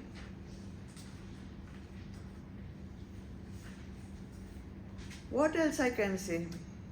Why, if we don't want to label anyone, we want to have Samadrishti, we don't want to have their Drishti, we want to have Atma Drishti, then why Bhagwan has given these 99 labels over here? Why Bhagwan only has given 99 labels? Somebody's benefactor, somebody's papi, somebody's sadhu, somebody's Ari, somebody's Mitra. Why Bhagwan? We are supposed to see everyone as equal. Why one whole shloka for 99 kind of people? So we can recognize all of them and decide who we want to cohabit. Okay, could be. Also to see where we are. Exactly. Use this not to go and see anything else, which also you can do. So, but before you see the other person, use these 9 categories to check your own self. Am I the benefactor? Am I the mitra? Am I the pashu? Am I the sadhu? Am I the papi? Who am I? Am I the udasin? So that is your sadhana. In these 9 categories, where do you stand? Perhaps a little of all.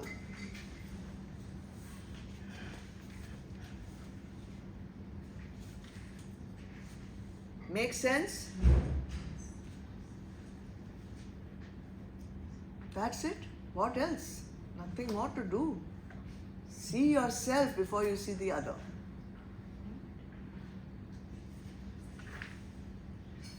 Shilpa, your question. I have 2 questions. Yeah, go ahead.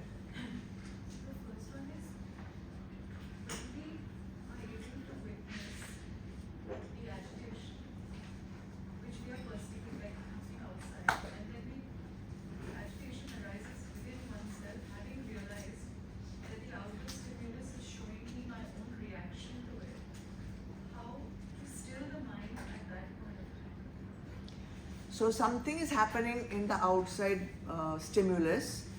That outside stimulus is disturbing me, within me. I am recognizing my own agitation and I want to still that. Yeah. I want to overcome that agitation. But it created the gap also, and knowing that I'm somehow living there, but something needs correction here, then So in that gap, what are you doing? You have created the gap, you are not reacting, you have created a gap. What would you do in that gap? In that gap, you have to remember your goal. And you have to see, so your goal will be what? To be happy, let's say. Okay, to be serene, to be peaceful. By reacting to this, am I attaining peace? By reacting to this, am I being happy?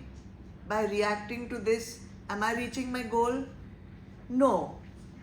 So now I want to decide, do I want to be happy or do I want to get agitated? Do I want to be happy or do I want to be unhappy? I want to be happy.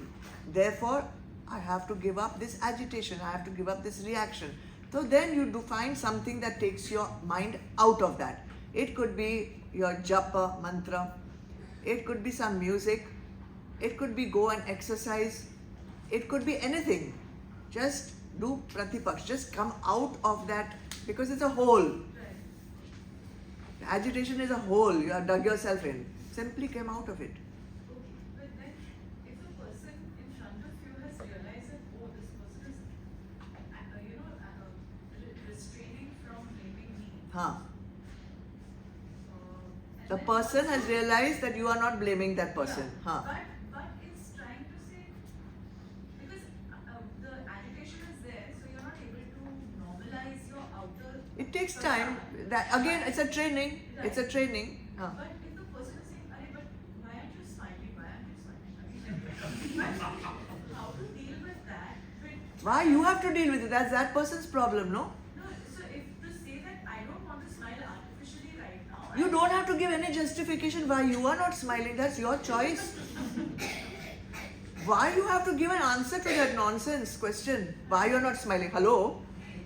I'm not smiling. I don't find it funny. That's all. Yeah. Yeah, so you don't have to give the answer to that. That's that person's problem. He wants you to smile. Okay. What? I mean, like ridiculous. It's ridiculous. You don't have to. You're not a puppet. You're not some like Fido, come fetch. Huh? Got it, na? Second question was,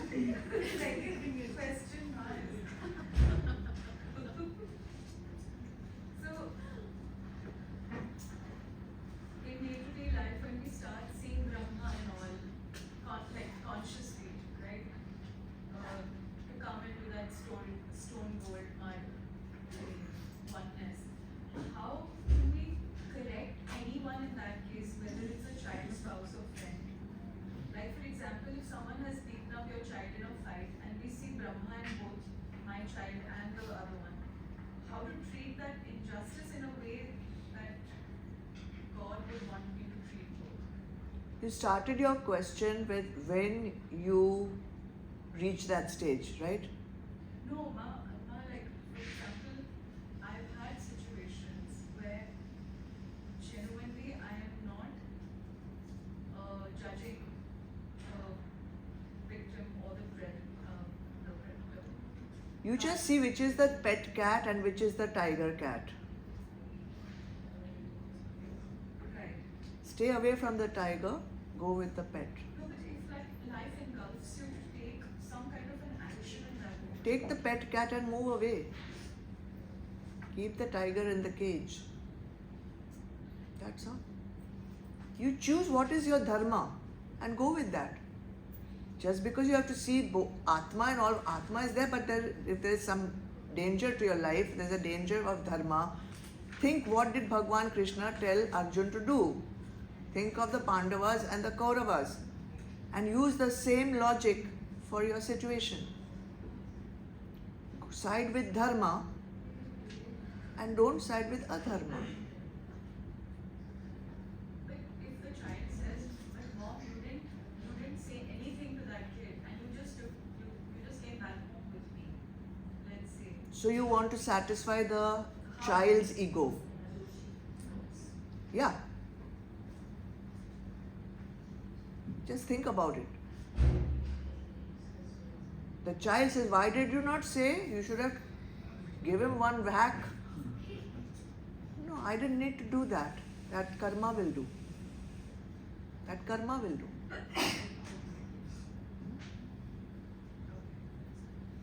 You don't have to be the judge. You take your pet cat and you move away. That's it. In this three lakshans of that yogi, you said one was that mind is content with knowledge and direct experience of self. So my question is that the mind may be content with the knowledge in the sense of there is no more seeking for knowledge, but there may not yet be a direct experience of self. Right. So then what is this direct experience of self? You have to wait for it, na? It's a process. Don't be content just with the knowledge. Keep working till you also get Vigyan. Don't get satisfied and that I've got this knowledge, then I've got that knowledge, then I've got this knowledge, then I've got that knowledge. Don't be content. That is another way of seeing it, that don't just be content with the knowledge. You have to move beyond the knowledge into wisdom. What is the difference between knowledge and wisdom? Wisdom is knowledge which has become your own, not bookish, not from shastras, not from satsang, not from pravachan, not from Zoom, not from video, not from YouTube. It's your own arising from within, realization. So don't be tripped with that. Yeah. It's a bit long question. Yeah, go ahead. They will So wait to eat little bit longer. That's it. No problem. as you approach the state of Yogarudha, you become lesser affected by the extremes, right? So now in a state in my family where everybody is exposed to the same knowledge, it's easier to practice. Amen. When you approach the state of Yogarudha, Huh? you become lesser affected by the extremes. Right? Yes. So in my family, for example, it's easy to practice this state of being state because everyone is exposed to the same knowledge. But when I go outside, how do I overcome the influence of certain environments, certain friend groups, where, okay, but for personal example, I feel that my most prominent lower emotion is sarcasm, for example. And that's a very strong personality trait of mine. And if the teachings tell me that I should stop reacting to stimulus, but sarcasm works on reacting to stimulus, right? So when I do this in outside friend groups, that's the way I am, that's why I'm liked for that personality trait. Now, if applying these teachings, or whatever, like applying this state of Yogarudha, will this, I'm afraid, there's fear that I might be labeled as boring, uninteresting, or maybe outcasted from that friend group. So what do I do in this situation? Now, I try to answer it myself and I was like, okay, will this take me to my goal is the question I would ask.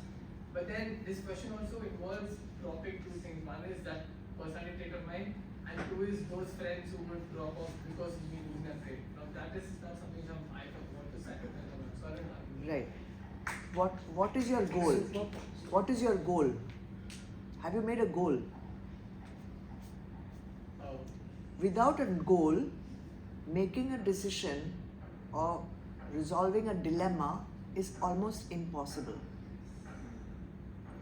If you don't know that you want to go to London, then you will not know whether you need to go east or west, right?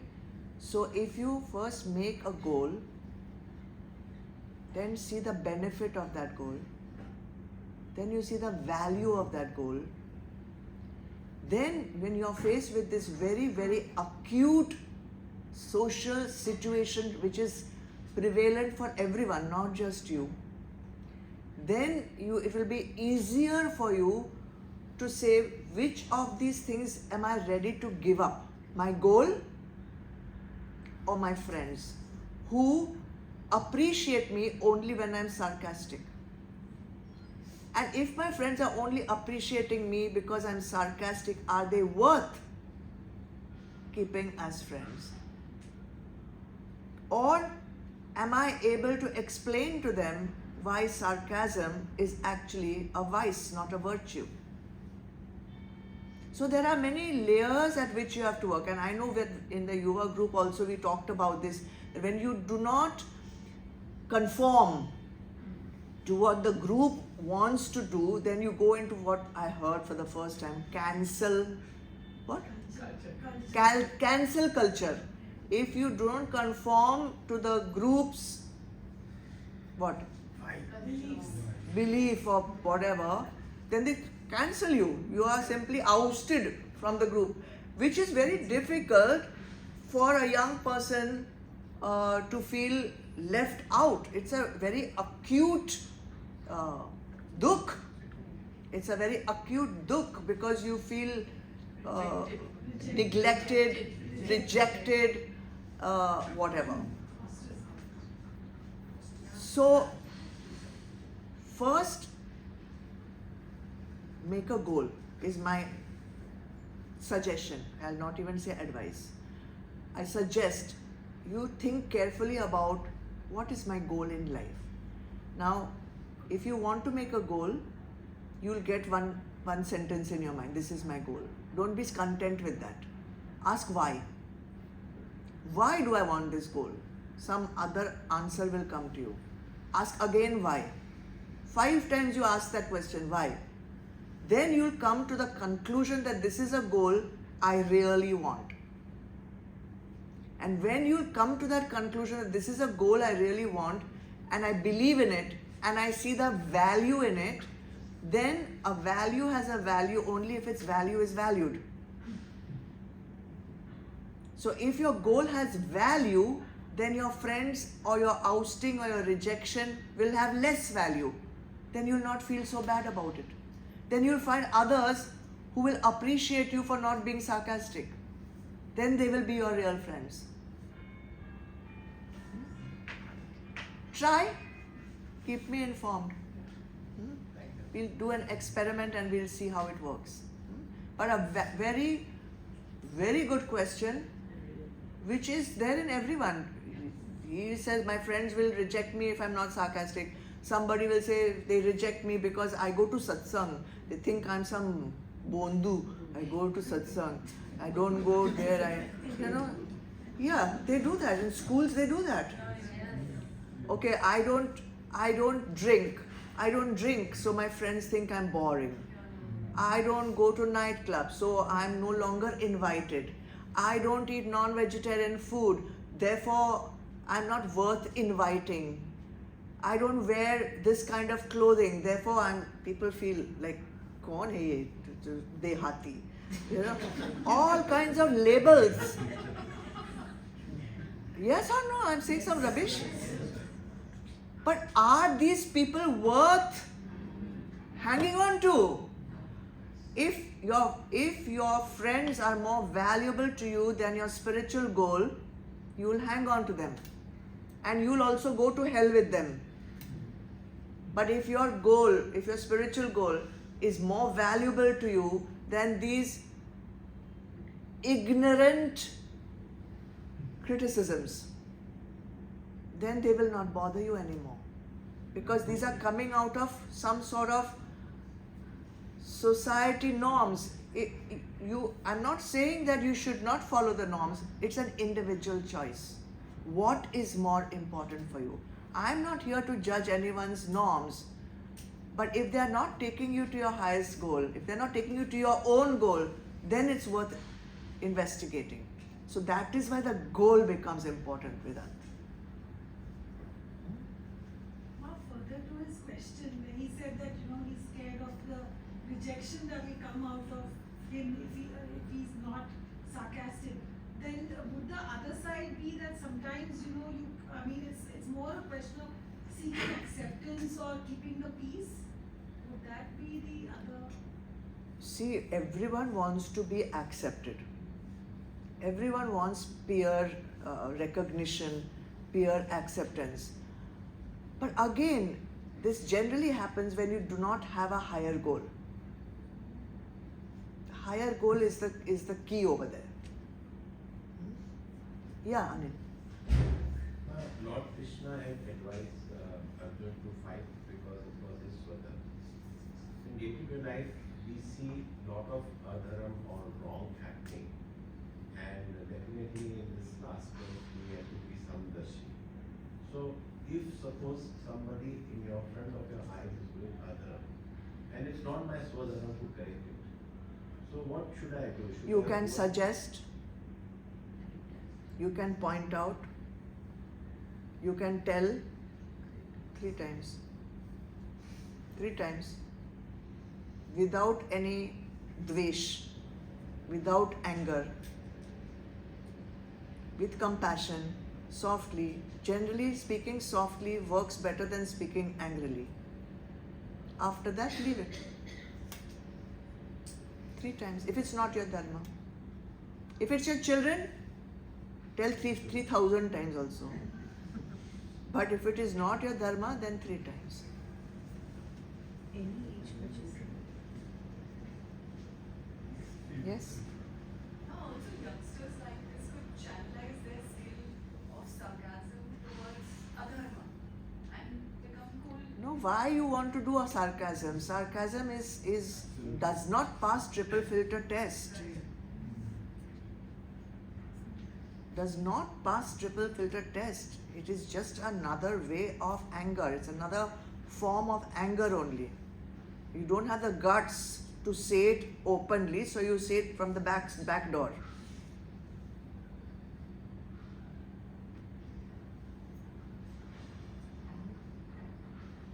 Okay, what else? Girl, you have a lot of homework.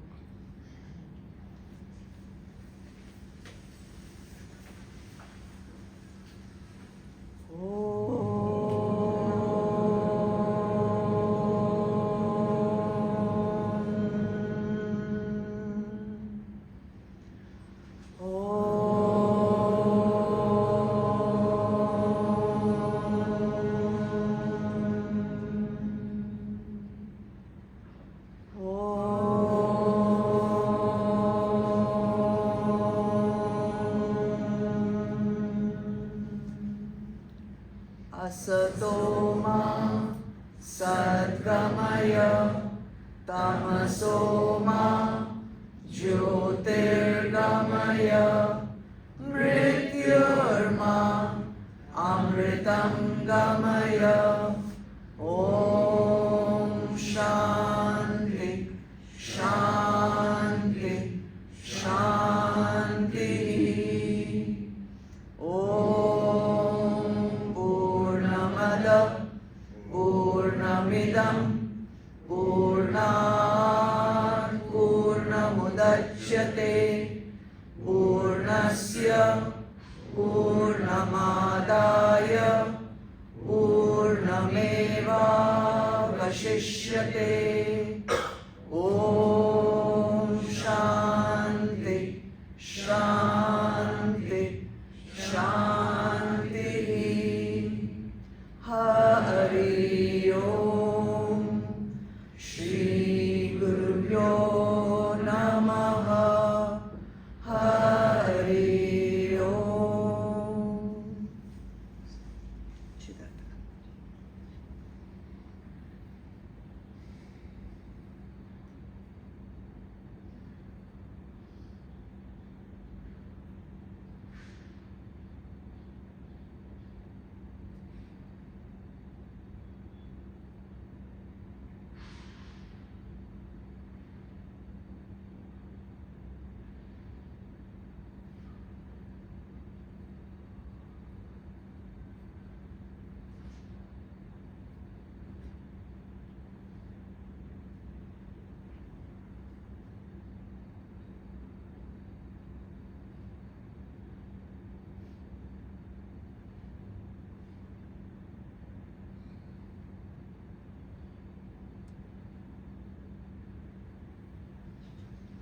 Jai Gurudev. Children.